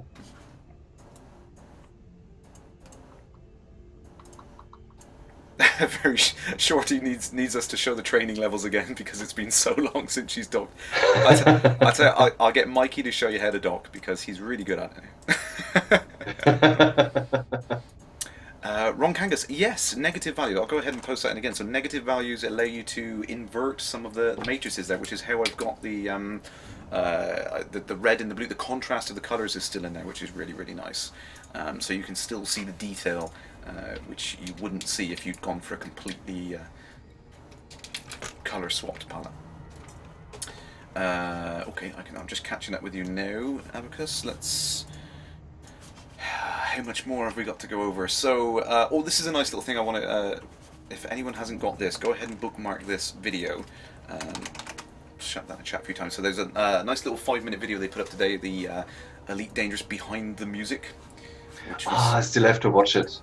Right. Yeah, it was really nice to see from... on my to-do list. Yes, absolutely. The little short snippet there behind the scenes, how they compose the music with Aramis Talbot, which was really cool to see. And for those of you who don't know, I mean, Aramis was picked from the community, wasn't he? Way back when in the alpha, they put Oh, it, really? Yes, they put it I missed that. the Damocles video, the capital ship battle that we saw right at the very start. Yeah, that I remember, of course. So they put that out and they challenged the community to compose a piece of music to go along with it, and Aramis was fortunate enough to be picked, and was brought on as the composer. And he's done a fantastic job, if I do say so. Oh yes, I love it. I hope they bring more music to Elite, and perhaps some sort of jukebox would be nice. yes, something like that. That would be really cool. I can wish. So, yeah, we can put it on the list, the massive to-do list, Yes, which gets bigger and bigger. Every time, every time. I think the list gets longer as they bring new content. I cannot It's see. longer faster than they can do anything. Spooky. I just saw your point in there. Now I have saw an update from Michael. There is going to be a patch going out next week, which should resolve the mining bug that people have been seeing, which is disconnecting people when you're mining and duplicating the cargo and that kind of thing. A couple of months back, Frontier did say they're moving away from day after day patches to more bigger patches with more concentrated focus on testing with each update. So that's why we haven't seen patches straight after day one, like patch, trying to fix things in. They've been consolidating all of the feedback from us, and they've been working on bigger patches. So next week we should see the patches going in for the update there to get rid of that mining problem which we've seen. Let's get back on. So inside the SRV live stream, yes. So if you liked that buggy video, don't forget to tune in next week. Wednesday, 21st of October, 7 p.m. BST. Mike Evans is going to be doing a live stream, I assume with Ed, and also Chris Gregory as well is going to be along in there too. Look at the art decisions behind the Scarab there. So you're going to see more of that buggy next week. Excellent. Book the time off work. Throw the kids out the window. Give your wife the credit card. Make other plans. You must watch that. Must watch that. That's going to be really, really awesome to see that. And I think this, coming back to this actually, the how to make a real world video. Let's leave that playing as we're running through. So for those of you who didn't see this earlier on in the week, oops. So there was an official live stream that went out on Wednesday, which showed off some of the first in-engine content of the Planetary landings stuff that we've been hearing so much about. I think this is the start of a Frontier. I've been so vocal this week, so much content going out. Really, really nice to see all this stuff going through and coming out to us in the public. We can finally see this. Really, really awesome. Shorty's still there. And Christmas gets nearer. Yay. Such content. It's really, really awesome. Here we go. Shorty can see it. There, she's there. Yeah, and this is wonderful seeing. Now, as the guys were explaining in the live stream they did on this, there's a load of things. This was entirely work in progress stuff from a couple of months back. And you can see in the top left corner, the camera is currently traveling at 65 kilometers a second. Now, we know from Super Cruise that we travel at 30 kilometers a second is the minimum Super Cruise speed. Obviously, when you go into orbital cruise, it's going to be something between normal speeds and up to 30 kilometers a second. So it's going to be slower than what these cameras are moving around. But the guys said they've already improved and worked on the level of detail popping, which you will see some of that in there. You'll see it kind of jumping to the next level of detail thing. But they've already worked on smoothing that out, making it more of a smooth transition between the level of detail. But I mean, look at these things. The detail in these is crazy, and it's hard to get a sense from a scale from. I think that's the. Look at everyone in the chat there. Christmas squee. Yes. Another elite mess. Yes, DJ, I agree with you. Christmas is called off. Frontier is releasing Horizons, and that's more important than Christmas.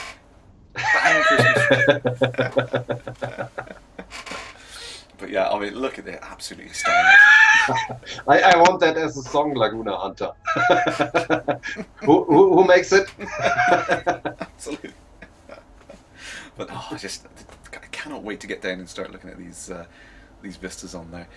It's just crazy. And here is one of the things. I think was it 30 kilometers high. I think that particular mountain was there. Christmas squee, oh Christmas squee. Crazy. You're all crazy. Silent Run. Oh, that's it. If I don't see a thread on the forum of elite-related Christmas carols in the next hour, I should be thoroughly disappointed in the chat. Go and make your submissions now. Elite-themed You Christmas have a carols. mission, Commander. That's it. A canister of gold to the winner.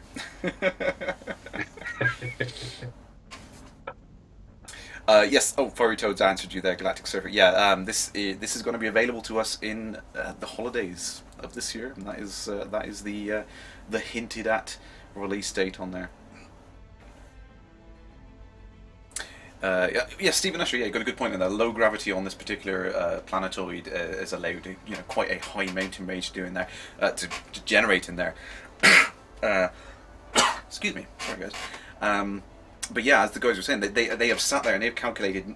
Here's a case in point. They've calculated the shape of the tectonic plates on the surfaces of these worlds and how they hit together and cause these canyons as the plate is being torn apart in the mountain ranges where they're crunching up together and that kind of thing.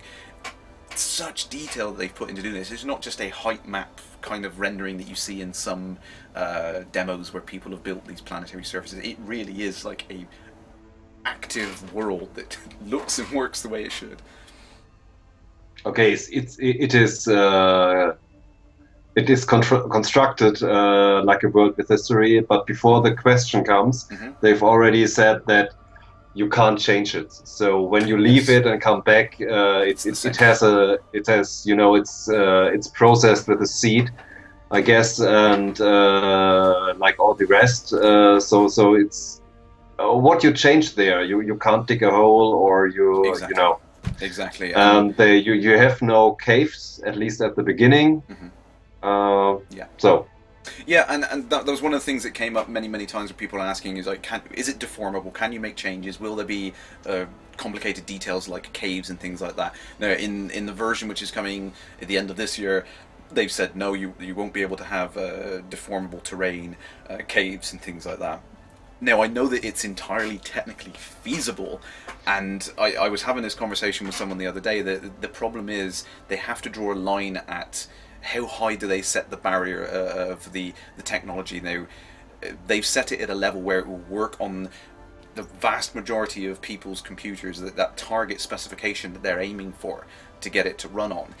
They could make it do the most crazy, complicated, really cool stuff, but if it only run on triple SLI Titans, there's no point doing it. There really is no point doing it. Yeah. So it's that really unfortunate, that hard decision you have to make as a games developer, where you say, as much as we want to do all that cool stuff, we have to park that for a couple of years and maybe come back to it. And the great thing you can see in this is you can see the progression. And we've had the planets that we see in 1.0 and up to 1.5 or 1.4. They're basically spheres. They've got the details, they've got the surface details, but no other things below that. In 2.0 and beyond, we're going to see these really cool 3D details, the edges of the planets, so you can be able to see the shape of the planets and that kind of thing, which is going to be really awesome. And then, excuse me. I've lost my train of thought. Sorry. So in 2.0 we're going to see this level of visual upgrade which we're seeing now. Who knows? I mean, come 3.0, if everyone's got better graphics cards in the player base, then maybe they can say, hey, let's up it again. Let's have even more detail and content in there. So, just put it in the options. Exactly. Snowdog, what can we really do on the planet? Lots of little hints of some of the things that are coming, but no firm details from Frontier. There's going to be unknown things you can find in there, wreckage crash sites, pirate bases, hidden bases, military bases hidden around other bases you can go to and trade with. They might have special missions you can do, things like that. Lots and lots of little things you can do on the surfaces, and many more things to be confirmed. I think they want to keep some surprises for us. Absolutely, yeah. There's going to be for Christmas, lots and lots of cool things. Elite mess, of course. Elite mess.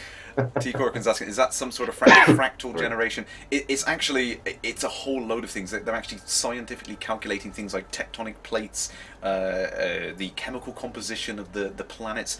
If you actually dig into the game data files, they've got the entire periodic table is laid out in some of the game data files, so the minerals and the composition of these things that these planets are made up of is all calculated, so you can see like coloured layers of strata in some of the surfaces and things like that. It's crazy. It's so detailed.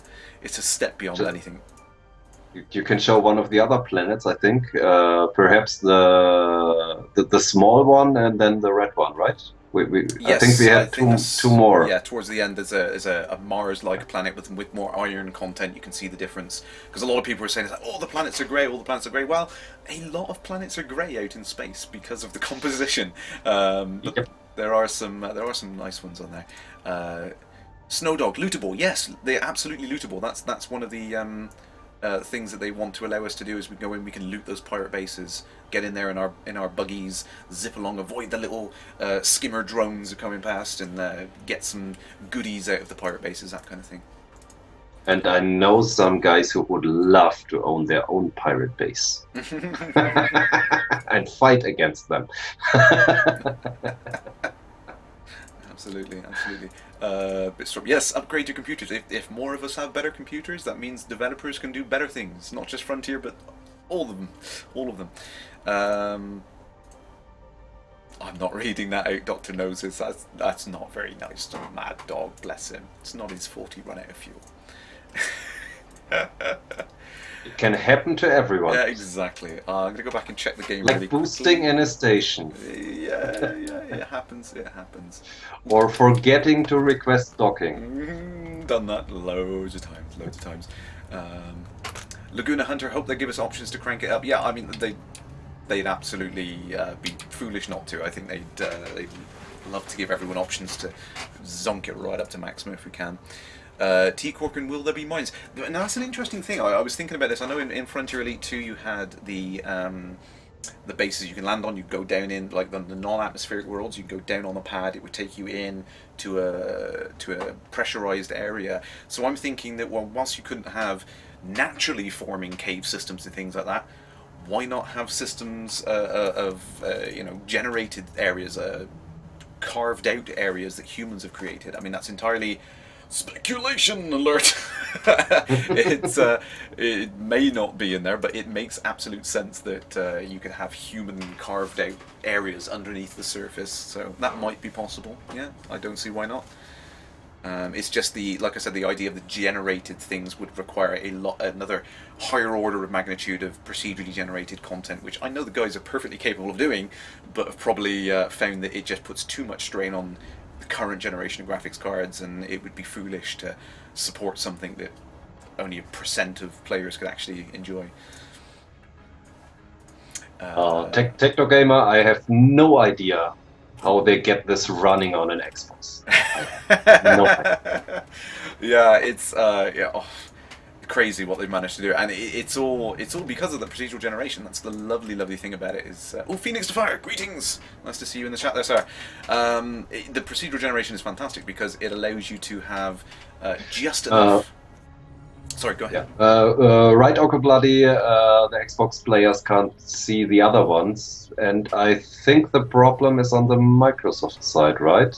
Because of the servers. So we share the same galaxy, but we can't get into the same instance, right? Yeah, it's like the way the Xbox One works, and trying to set up connectivity between the PC and the Xbox. There's so much complexity to it. It's not something which can be easily solved. I know Frontier would love to do it. Cross-platform play is something that a lot of people would love to see, but it's so technically challenging to get that all to work. It's you would not believe. I understand it, and I think that's the problem sometimes. Is people ask me that sort of question, and I'm like, "That's crazy. Why are you thinking that?" But from my point of view, I understand how hard it is because I've worked in a development environment. I've made games. I know how hard it is to do these things. So I take it for granted that other people should know that, and I apologize for that. I don't mean to. I just kind of it's just how I think.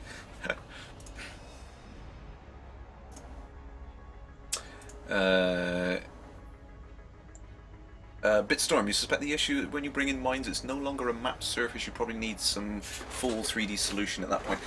Again, it depends on how you do it. If you want some natural caves, much like how Minecraft creates these cool caverns and these 3D volumes and things like that, that would require quite complicated math to create some cool looking things with stalactites and overhangs and all that kind of stuff.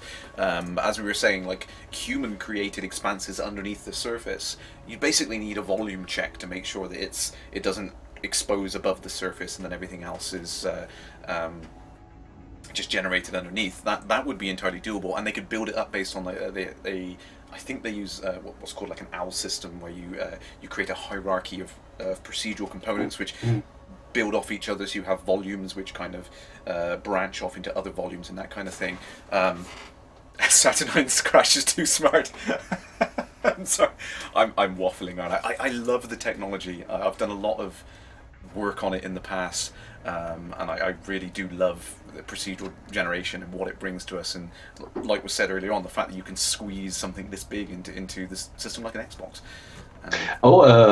John, about procedurally generated caves. I think the caves for the new Underworld Ascendant are made like this. I have to check, but I think I've read about it. You know, it's a follow-up from the old Ultima Underworld. So from the people who made it, and it's called Underworld Ascendant. It's was also funded on Kickstarter successfully. I helped, of course.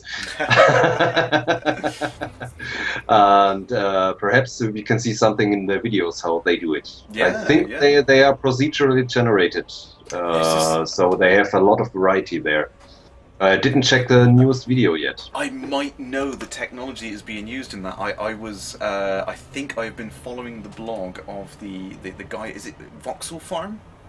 Is the technology? No. I have to check if they have what they are using. I really don't know. I have to check. I think if it's that, didn't have time to read about it. If it is, then I've been following that blog for a long, long time, and the technology that he's using to create that is absolutely fantastic. I remember the Voxel Farm videos. You have shown me some, but I'm not sure what engine they are. I will just check from Kickstarter what they are using. Oh, sorry, I might have missed a few questions. PS4 Elite Dangerous. Frontier have not said no. On Xbox, it's basically a timed exclusive, and I know they will be absolutely willing to get it onto as many platforms as they can. They want everyone to be able to enjoy the game, so.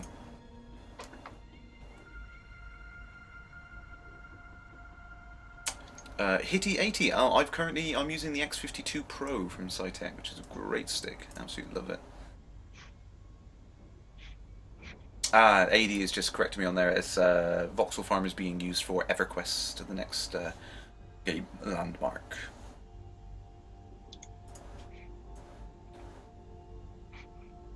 Sorry, I can't pronounce it. Elite Dangerous Wii confirmed. No. Again, going back to speculation alert. Okie dokie. So let's. What else have we missed? Let's go back to this video on there. Actually, I love this video. How far did we get through it? We got to that last grey planet there, and then we've got a potato-shaped planet coming in. EverQuest next, yes. There we go. So we've got a very, very small body here. It's a few hundred kilometers across, maybe, and you can see a real difference in the shape. You can see and this is one of the reasons why the update is called Horizons, because you can really see the impact on the horizon of the planet there. It's a completely different shape. Techno Gamer, we need a 3DS Elite. Funnily enough, the Cobra engine still has support for the Game Boy Advance. Here we go. The Mars-like planet. So we can see the real difference in two key mineral deposits here. You've got the typical grey rock there, and then you've got the very iron-rich deposits on the planet there. So there are different colour planets.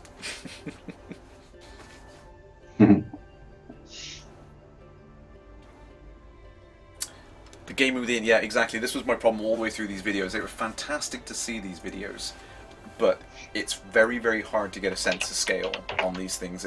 These planets are so enormous. It's just mind-blowing when you look at it. You just can't comprehend how big these things are. I mean, an anaconda would be a pixel in this image right now, and that's the biggest ship we can fly at the moment. But crazy.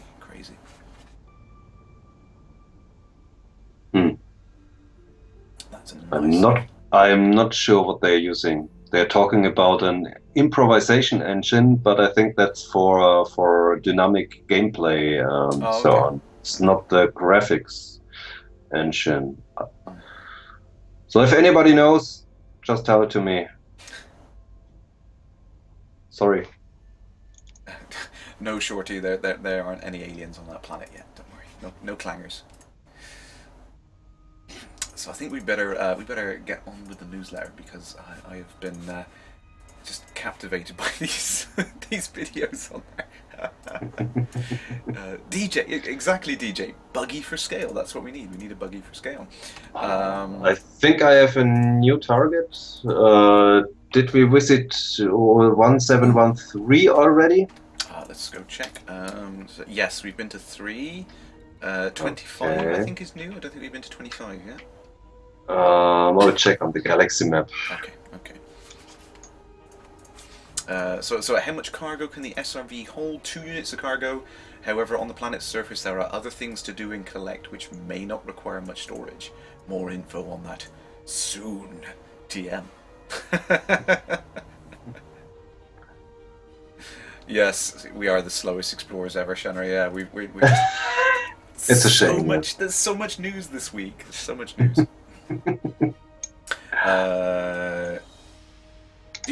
This is one which a lot of people have been asking for a while. Actually, do you think having the ability to have a ship delivered to a station of my choosing would be possible in the future? And it is something very much that Frontier have been considering. They've got nothing to talk about at the moment, but they are thinking about it. Obviously, there's that kind of, how do you make that trade-off? When does it make sense to be able to do it, and all that kind of thing? How expensive should it be? Should there be a cost at all? You know, there's so many questions that need to be answered. With any game decision, when you're building something as complex as a game like this, you can't just put a feature in and hope for the best, hope that it works. You have to think of all of the possibilities before you go and do it. Are there any plans to improve the navigation system and add functionality to it? Every aspect of Elite Dangerous is continually iterated and improved. The navigation system is no exception. So 3D aura reviews, that still might be possible. Okay, let's go for 31. Okay, cool. There are 2 stars near, two Okay. systems, so we can do We can 3 in a drive. row. Cool.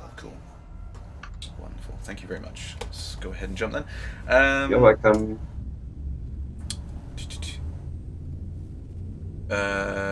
Cool Bloody. Does that mean they share the same mission prices and goods available on PC and Xbox One? Yes. If everybody on Xbox One decides to go in a community goal and work towards it, and everyone on the PC decides to work against it, you will see that struggle for control over a system, that sort of thing, or in power play, I should say, something like that. So every effect that do we have a no? I thought we might have a neutron star here. Every effect that is made in the galaxy is seen on all platforms: PC, Mac, and Xbox. Shouldn't we say that the Golden Joystick Award, the end of voting is near, I think? Yeah, today or tomorrow? Either be today or tomorrow. So if you haven't already voted on the Golden Joystick Awards, please do go and check out the Golden Joystick Awards. Frontier absolutely deserve the category of the sound and audio design. Yes. It's stunning. It's absolutely stunning. If they don't win, it's no. It's just wrong. Wrong galaxy. Wrong. Yeah, exactly. That's it. I want off the planet. Protest goat. Floats.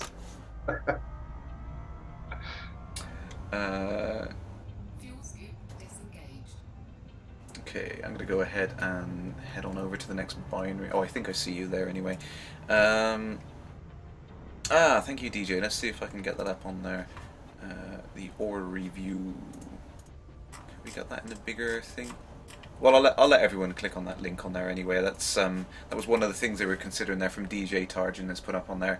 A 3D map of the system.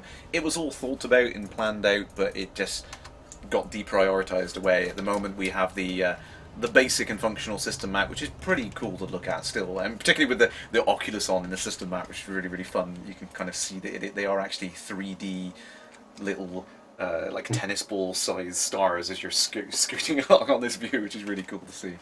Yeah, obviously this was put in as a working version of the system map, but that really cool 3D map was considered, but just put on the back burner because at the end of the day, there's so many more challenges and things that the team needed to work on. It didn't make sense for them to work on something like that over getting us on the planet surfaces, for example. 8bot, yeah, you might be correct if you look at the sneaky peek screenshot from a couple of weeks ago of the multi-crew things which are coming later this year, and you see the commander in the white suit clicking away on like touching the screen in front of them. It almost looks like a planet with an orbit line and something. And if you zoom in on that picture and have a look at it, so you might be right there that multi-crew may bring in better looking maps and things like that at some point as well, which would be really, really cool. Gives the crew members things to do. Yeah, that's the big problem, as David was talking about with the multi-crew. How many people can you put on a ship without boring them? You know, they have to do it. They have to have something to sensible to do. Yeah, this is the problem. You can't just be wandering around in the corridors of the ship, kind of waiting for you to arrive in super cruise. Quite boring. Yeah, exactly. There needs to be some gameplay there. There needs to be something for you to be doing, and I like the idea of shared responsibility of the ship. So, for example, in a situation like we are now, I could be doing the flying around, and wingman in the seat next to me could be planning the next best target to look at, looking for unknown signal sources and things like that. You know, actual gameplay things which are worth doing. Or controlling drones, explorer drones, perhaps. Drones, yeah. No. Yeah, exactly. Yeah, things like that. And no, I don't know anything about it. Just an idea. Exactly. We go back to speculation.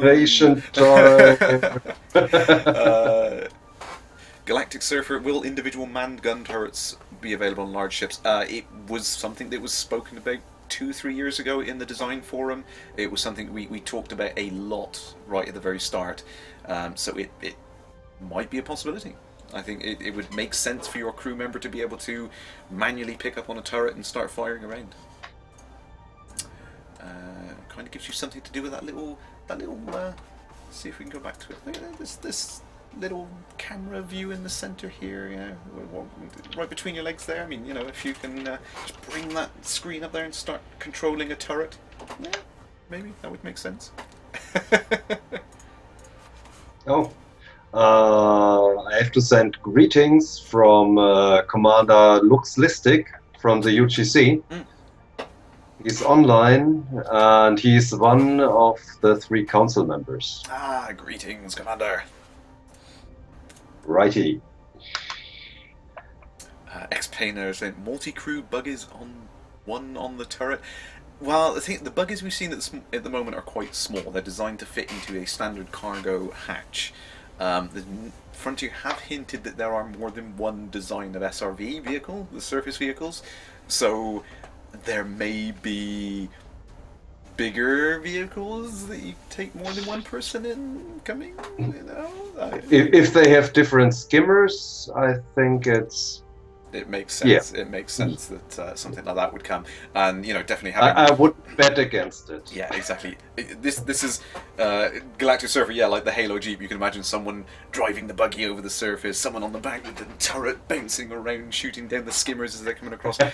So many cool things that come out of it, and you can see why Frontier had to wait for all of these technologies and things to come together to bring out this update. That, you know, the multi-crew has to come. You have to have the character creations to make the custom-looking characters. Otherwise, it doesn't make sense having a guy sat next to you, which is the default character model, you know, doing the same things. It has to have all of that stuff in place to do it. Yes, I think they are thinking very hard to put it in a sensible order. Exactly. So if you want to do this, you have to do the other thing before. So, you know.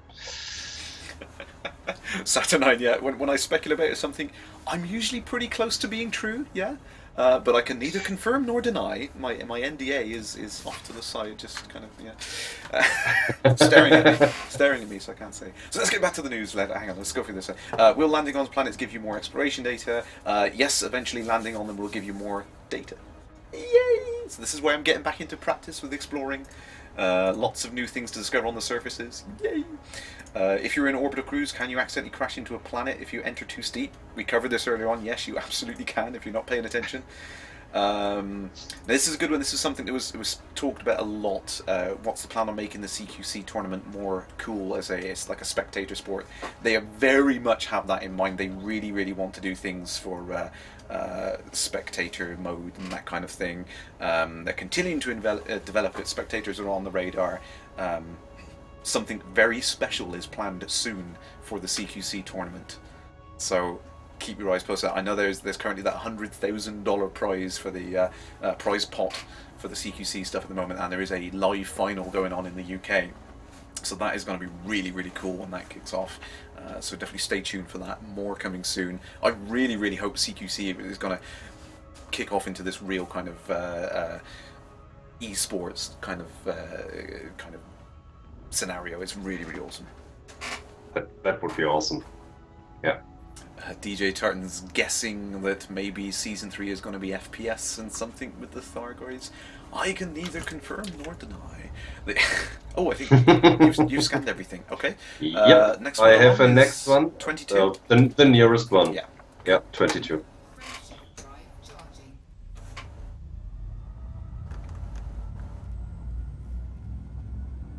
Let's go ahead and jump over. Yeah, I mean, I am guessing entirely. I don't know the content of Season 3. I think at the moment Frontier probably haven't even set in stone exactly what they're going to be doing next year in Season 3.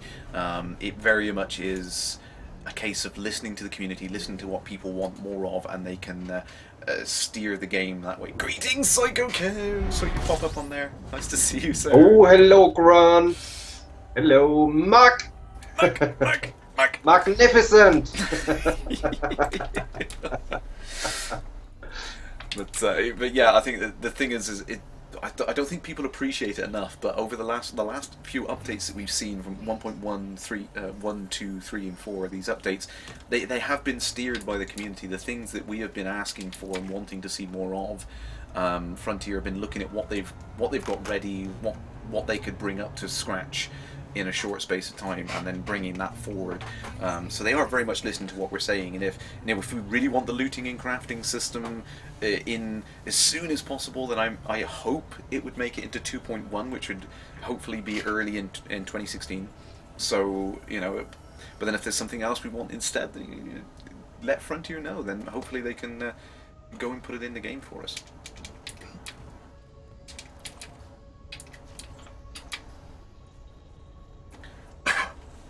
I love these systems because it's nothing but stars and you can scan them from quite a distance. Yep. It's really easy. That's a lot faster, yeah. Technogamer 1406, that's a good point. Hope you can blow up enemy bases on the planets and bomb them and things like that. Well, we all know that things like the torpedoes have been very underused at the moment, so I'm hoping they have not been there as a waste of time. They are there for a reason, and they're going to become more useful later on. What I would suggest for you is go and have a look at look on YouTube and have a look at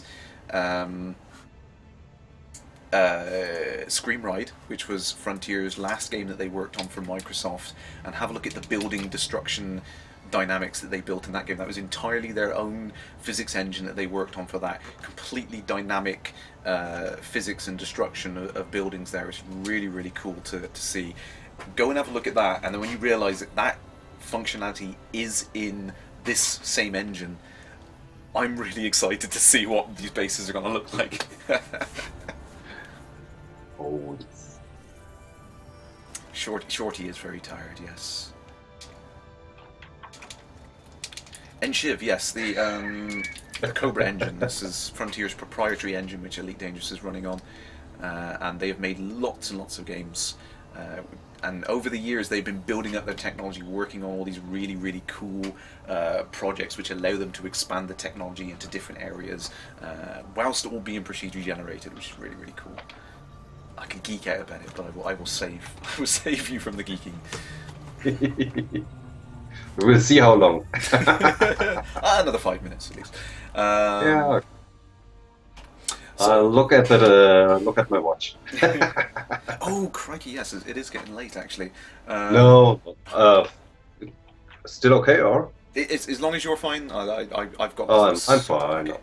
Because I know It's you okay. I have had a long nothing day. to do tomorrow, so So, a couple more questions there. Is there going to be a possibility of getting the lifetime pass released again soon? It's not available at the moment, but it might appear in the future. I'm kind of hoping that they might release it each year as an ongoing thing. If you want to continue to support, kind of bring it out at a different cost each year, maybe that would be good. Scream Ride, yes, that is correct. Technogamer, go and have a look at Scream Ride on there. It's pretty cool actually. And the last thing on the questions that we got answered on there: will the skimmers be able to be piloted, controlled by players, or just NPCs? And the answer to that is in Horizons they are NPC controlled, and looking on the possibility of making them pilotable in a future update.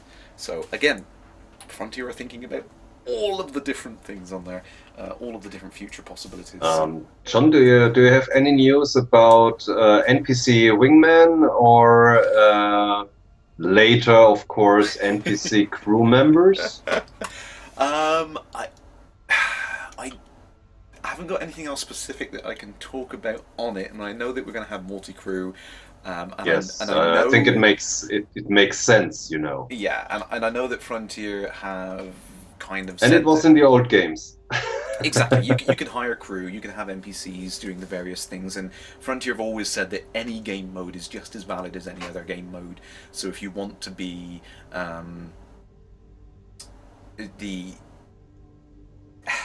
if you want to play solo, it's perfectly as valid as playing in open and all that kind of thing. So I think Frontier would be foolish not to support NPCs for the multi-crew stuff. If we're going to have multi-crew in the game, then it needs to work across all modes, and you can't have other players in solo. So it makes sense that we will get NPC crew members, but that is entirely speculation.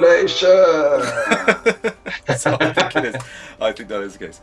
But yeah, let's get to 30. Did we visit 30? It? I don't think so. I don't think we've been to that one, so let's head on over to that.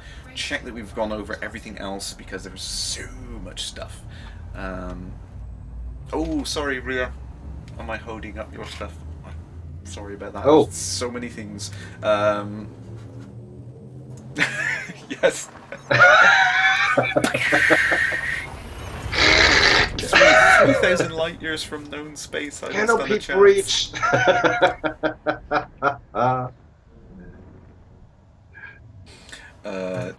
So yeah, so I think that was all of the questions for this week. Like I said, if you do have any questions that you want me to get forward to Frontier, please do put them in the chat. If I don't answer them tonight, or send them me as a message in Twitch chat or anything like that, I'm trying to gather them all up for Frontier to get them answered for you, and then hopefully in a future stream I can get them all read out for you. Yeah, so stay tuned on that. Please do send those questions, because Frontier do really want to answer those questions for you, and just be involved with the community. They love giving answers where they can. And you can see this week there's just been so much content, so much stuff talked about, and they really are trying to gear up that community interaction, which is cool. So that's all the questions for this week. Let's go ahead and zip back through the newsletter. I want to play that video one more time, but it's so cool. I've got to put it on a loop, and I'm going to make it my desktop background, I think, on there. Why not? Yeah, so, tell you what I'll do actually. So the Microbrooks put a dev update out yesterday, in case you missed it. There's a couple of key points which I thought was really cool in there. The thrusters. He's talking about the thrusters on the SRV, so we've got the ability to boost over the surface for jumping out of craters, that kind of thing. You can use the thrusters in mid-air, just so it maneuvers like flight assist off on your ship. You can kind of get your ship back on its wheels, that kind of thing. Then also talking about all of these worlds, they are one-to-one scale recreations of planets. They are they're not zoomed down planets like some other games do. But not just the scale, but the gravity as well. He's talking about, so I think we touched on this. SRVs, they all feel differently on different planets, and the thrusters will work differently to compensate for the different types of gravity on the different planets. My word, so much content this week.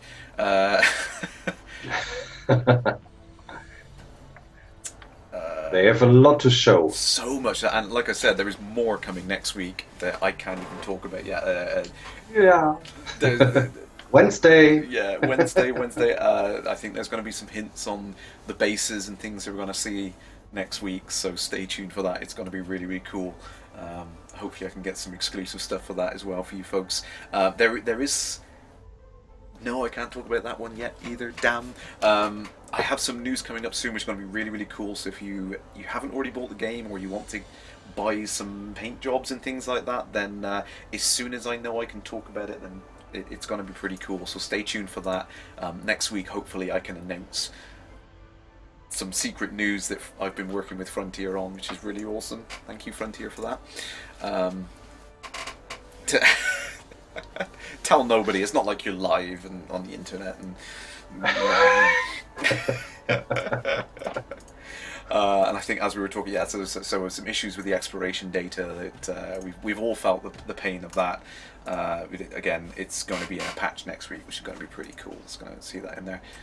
So yeah, don't forget to tune into that update next week for that. So currently, Store Spotlight at the moment, there's a 40% discount in the Onion Head T-shirt. If you haven't already got one, go and check it out. Too late for me. Yes. Could you give me a discount for the more normal ones with the small elite signs? I may be able to get you. These are the only ones I'm missing. Yes. I will check with them. Stay tuned for exclusive discount news. I hopefully I can talk about that next week. Mr. Jones is trying to hypnotize me into telling him all the secrets. Snake eyes. Yes. So look into my eyes. Zimrick, tell the truth. My can't tell list, Zimrick, it's significantly shorter than the ridiculous to-do list at Frontier. I wish I could show you that list. It's insane. The thing that the guys want to add into the game. What? You've seen it? I've seen the to-do list. It's insane. Oh man. It's like thousands of lines long. It's crazy, and it gets bigger every time. I know. I was talking to. Must be a Bible. Yes, it's huge. It's huge. I was talking to Eddie about the planets that are going to be coming in, the atmospheric planets and things like that, and they're already working on the technology and things like that. And the things that are going to be coming in those kind of planets is just insane. And we started talking about all the different weather types and the chemical compositions of the atmospheres and that kind of thing. It's going to be. Oh, Geek Fleet invasion! Hello, Geek Fleet! Where's Geek Girly? Bless her. Thank you very much for the invasion there. Awesome, lovely to see you on it. We were just in massive speculation mode about what's coming up in a year's time. So you're not content with all of the crazy content which is coming up at the end of the year. We're already talking about what's coming next, which is insane. We're just planning for the future, you know. It's insane. There's so much. I think on that note, it's time to show the leaked footage again for today, because I love showing it. Oh yes. I love it. Why not? I love it. Buggies! Hey, Geekly! Hello! There she is, Gigi! Hello! Thank you for stream bombing me. It's wonderful to see you on the channel. Channel squeak. Oh, it's so cool. I can't help myself. I can't help it. I'm sorry. Look at that! Buggies!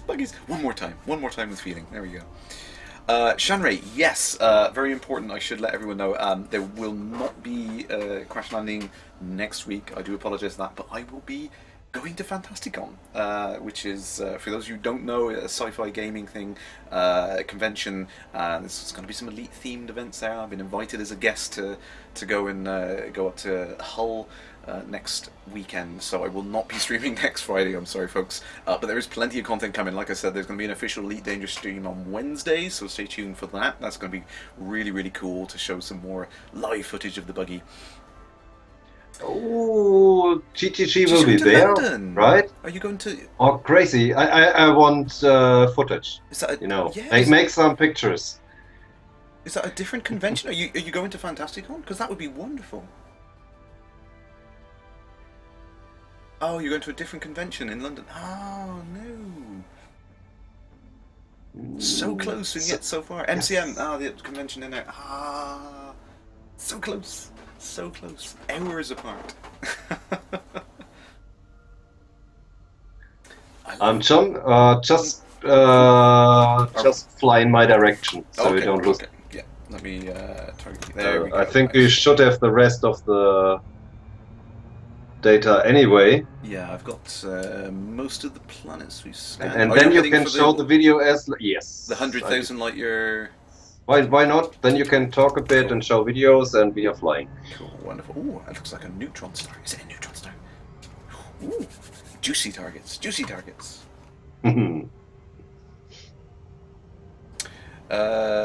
Fakaruni, any idea if the Sol permit will allow you to land on the moon? Very good question. I'm I not sure. I think they said no because the moon will be an extra permit. But Right. that's what I have in mind. Okay, yeah, it kind of makes I sense. think I've read that moon is special and you need an extra permission for it. Okay, okay, okay, okay.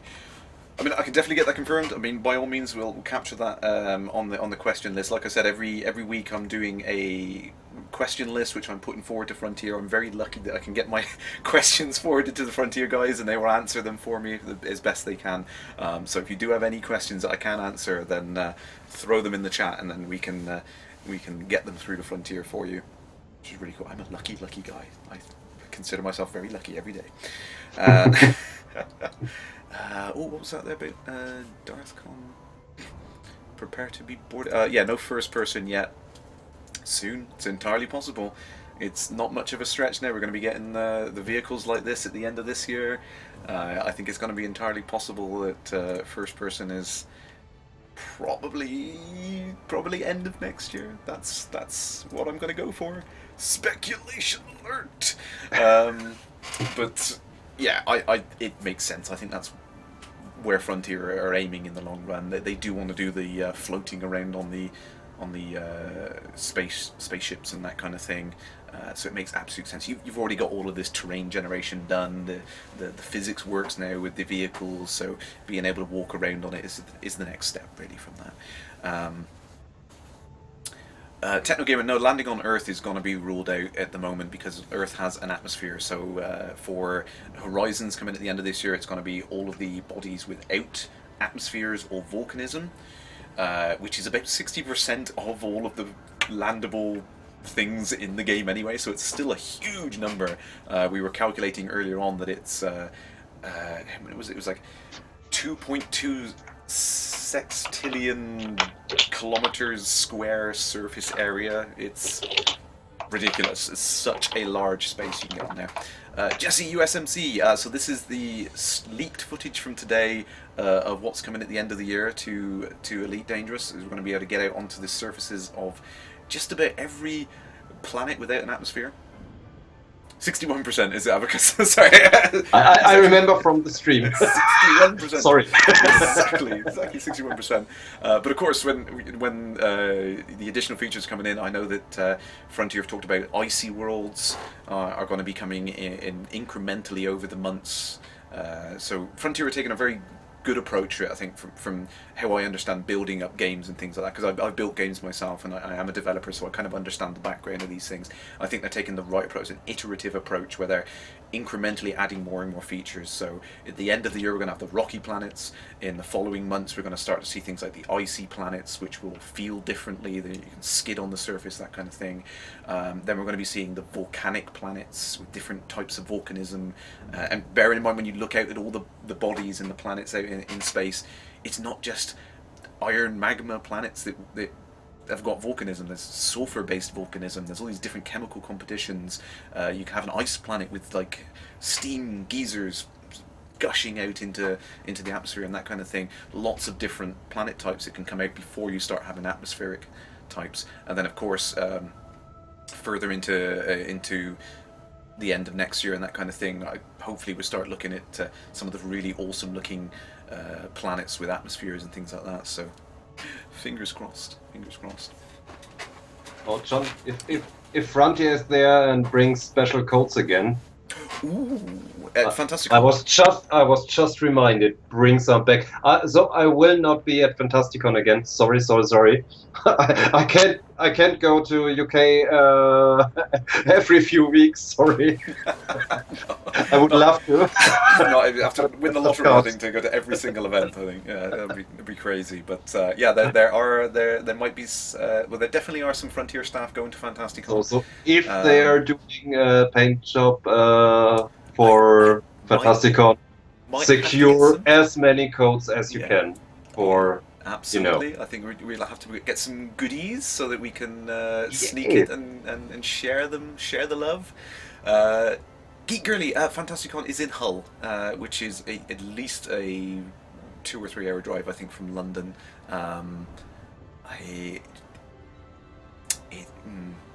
In which direction? North of London, yeah. So it is quite a distance.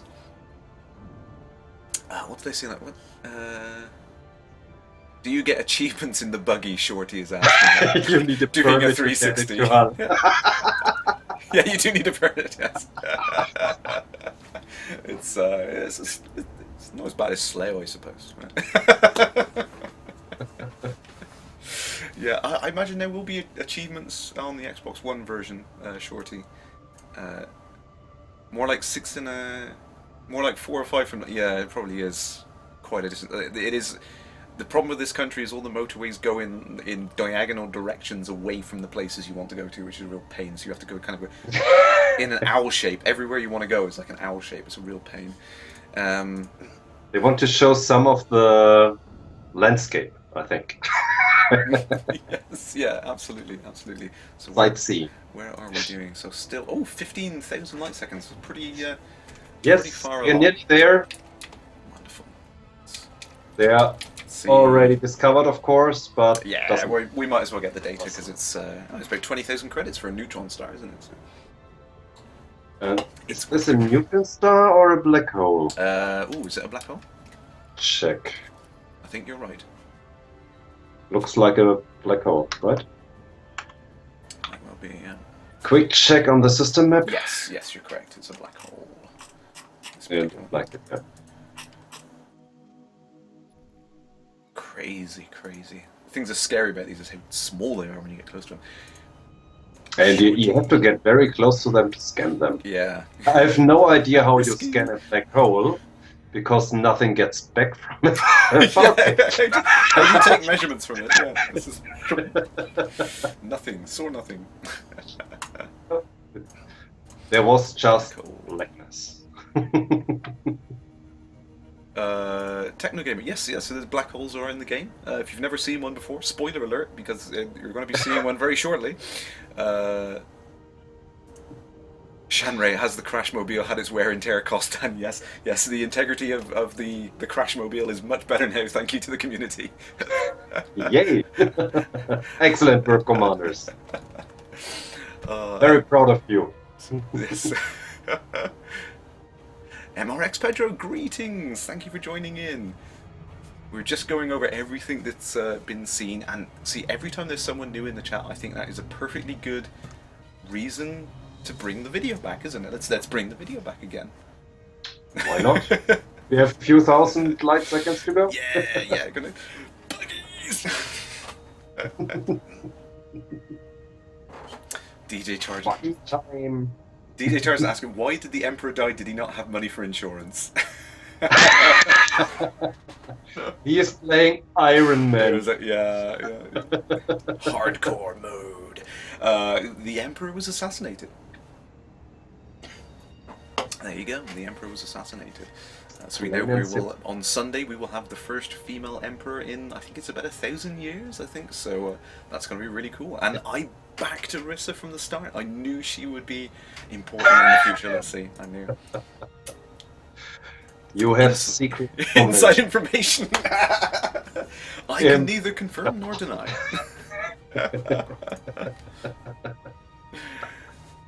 You just don't get enough time to play, like myself. Exactly. This is the to problem. really Yeah.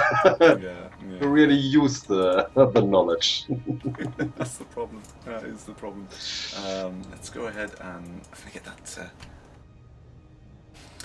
Fakaruni. No, if the buggy rolls up, you can see on these things you've got these really cool little thrusters that can rotate. They mostly point upwards because you're on a low gravity planet. They stick your wheels to the ground. You've also got these larger things on arms here with the 4 little black things here. Those jump thrusters there. So yeah, you can roll over. You can jump out of craters if you get stuck and things like that. So Frontier have thought about all that because obviously there's going to be a lot of completely crazy worlds out there that Frontier themselves haven't even seen. So they've kind of tried to think of every single possibility of things that might happen out there and what you might see. So to get out of those situations, we've got these cool thrusters. Shiny buggy, yes. It is, yeah, it is really, really cool actually. Love the articulation on it. The wheels and all can move independently and things like that, which is really, really awesome to see. MRX Pedro, you haven't seen the newsletter this week? The video is a really nice project. Yes. David, it was absolutely fantastic of him to leak that information. That's on his own personal channel on YouTube, actually. And I think he's done a fantastic job of getting this information out to us. It's really, really nice that Frontier are being so open over the last few weeks, just throwing so much information out for us. You know, all these cool things are coming, and they're just really loving sharing it with us, which is awesome to see. So yeah, so don't forget on Sunday, Orissa Livigny Deval, she will be crowned Emperor. So don't forget that, and to celebrate that, there is a heck of a lot of community goals this week. All of these community goals, we've got 1, 2, 3, 4, 5, 6, 7 different community goals to hunt down the Emperor's Dawn. Of course, the Emperor's Dawn are threatening to interfere with the crowning ceremony. So yeah, I'm in the wrong area of space right now. I cannot protect yes. my Emperor, my future Emperor. And it will be your fault. Yeah, I know, because I'm not here to support. So if you're not out exploring like me, like the idiot I am, then get over to these locations and stop the Emperor's Dawn so that we get a new Emperor crowned. Yes, DJ, yes, blow up the Emperor's Dawn in celebration of the coronation of the Emperor. Absolutely. Oh, I'm about to pass that black hole. Let's slow down. I think you've scanned the black hole, have you already, Abacus? Yep. So I'm just but you can show it. I'm going to fly past it. It looks cool. It looks really cool. So I'm going to go ahead and fly past it. As I get really close to it, you can start to see the background distort and all that kind of coolness.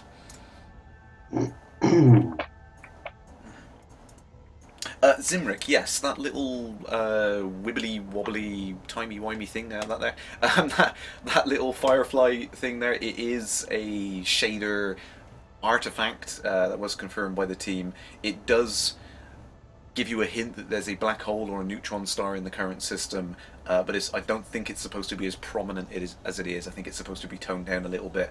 That is a little shader thing that is being looked at, so that will be reduced a little bit in there.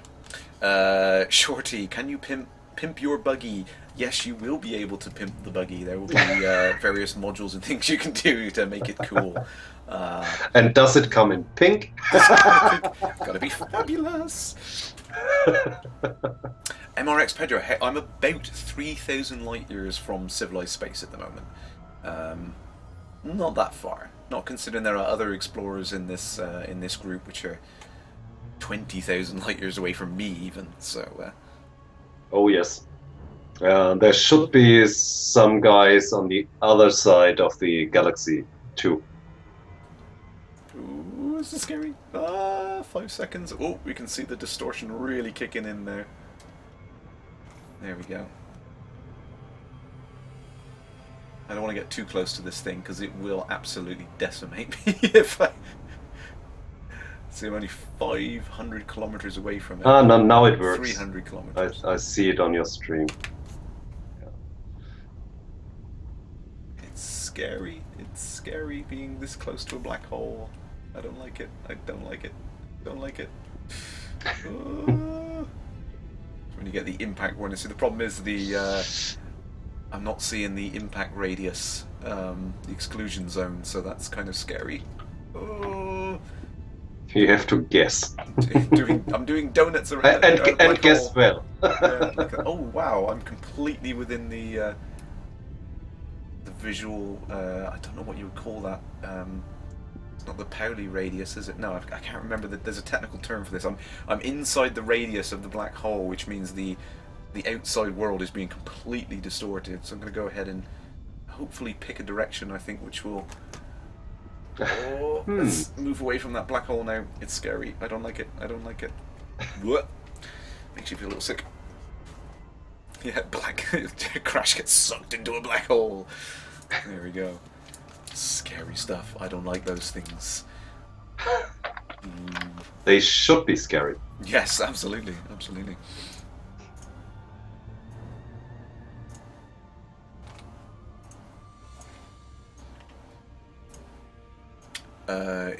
No, I'm not. No, Enshiv. No, I wasn't inside the event horizon. If I was, you're right. I would be totally screwed at that point. I wasn't that close to the black hole, fortunately.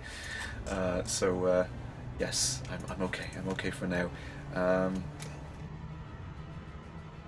What I'll do is I'll set myself up to move over to that other place, and I know there's a couple of other points. So the comms chatter, some really cool things on the newsletter.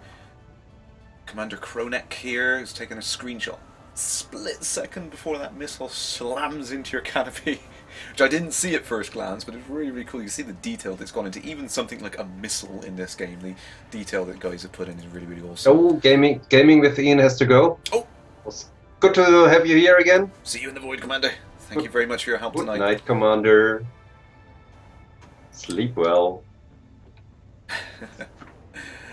Next thing in the comms chatter this week, Commander Sonicology found this awesome screenshot. We've got these 4 blue hot stars in close proximity to each other. I wish I knew where that system is because it looks awesome. Really cool. Oh yes. Or very hot, I should say.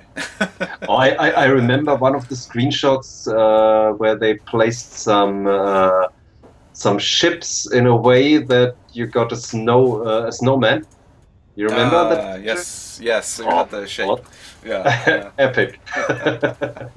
Wonderful. Some great things out there. Finally, from the comms chat here, we've got this wonderful piece of art here from Commander 8 Draw, which is really awesome. That'll make a nice background if you haven't got that. So that is all in the newsletter this week. If you haven't seen it, there's the link for the newsletter. Go ahead and grab those screenshots because they're really well worth it.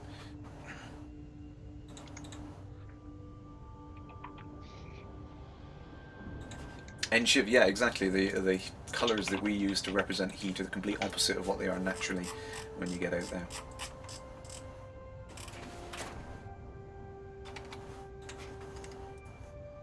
So how close am I? I got 1,000 light seconds to go.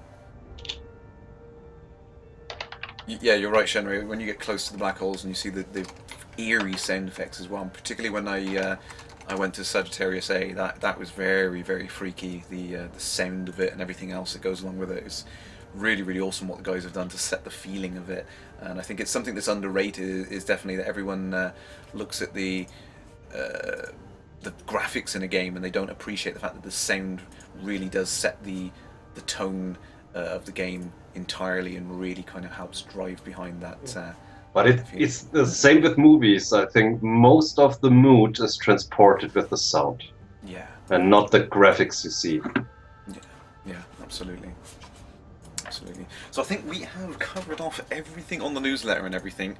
Unfortunately, I know a lot of you have already joined in on the chat. I'm sorry that you only just joined just recently. I normally finish up about half an hour ago. But I think we've covered everything else. Like I said, if there is anything you want me to get any questions answered by Frontier, then please do send me some messages on Twitch. I can get them through to the guys in the dev team for you and get them answered. I'm going to try and make a weekly feature of that for everyone. Whoops! Emergency drop. Oh, did you? Oh, look okay? at your stream. I just crashed into a ring. Oopsie to you. No problem. 2%. So yeah, I think we better just wrap things up really quickly for everyone though. So I think I think we've covered everything off. Got everything in the news there. It's been really, really awesome this week. So feature packed with news this week. It's just been crazy. So much more to come, so stay tuned. Frontier are absolutely bombarding us with cool information over next week. So please stay tuned for that. Like I said, sorry I won't be around for next week, but there are lots of other things coming. Listen out to Noctivagus. He is doing a stream from Fantasticon. Excellent. So there will be content. You might see me. I could kind of wave behind him maybe on the stream. But stay tuned to that. So I think we should all go over it. We should absolutely stream from Rhea now, because she is legendary CQC fighter. So please head on over to Rhea, give her some streaming love, and hopefully we will enjoy the CQC. It's a nice change of pace. So you've had the exploration, nice calm. Then you have the CQC, which is crazy madness for the next hour or so. So hope you do that. So Abacus, thank you very much for coming tonight. I know you're very tired. I really do appreciate you joining in tonight. It's always a pleasure to be on your stream. Thank you very much for inviting me again. No problem. Absolutely. And thanks, chat, for watching and everyone. talking. Thank you very much for joining tonight. Always fun with you all. I think we will play everyone out with the video. Hope to see you again, Shorty. Probably next year, I guess. So, thank you very much, Commanders. And until next time. Good night, all. See you in the void, Commanders.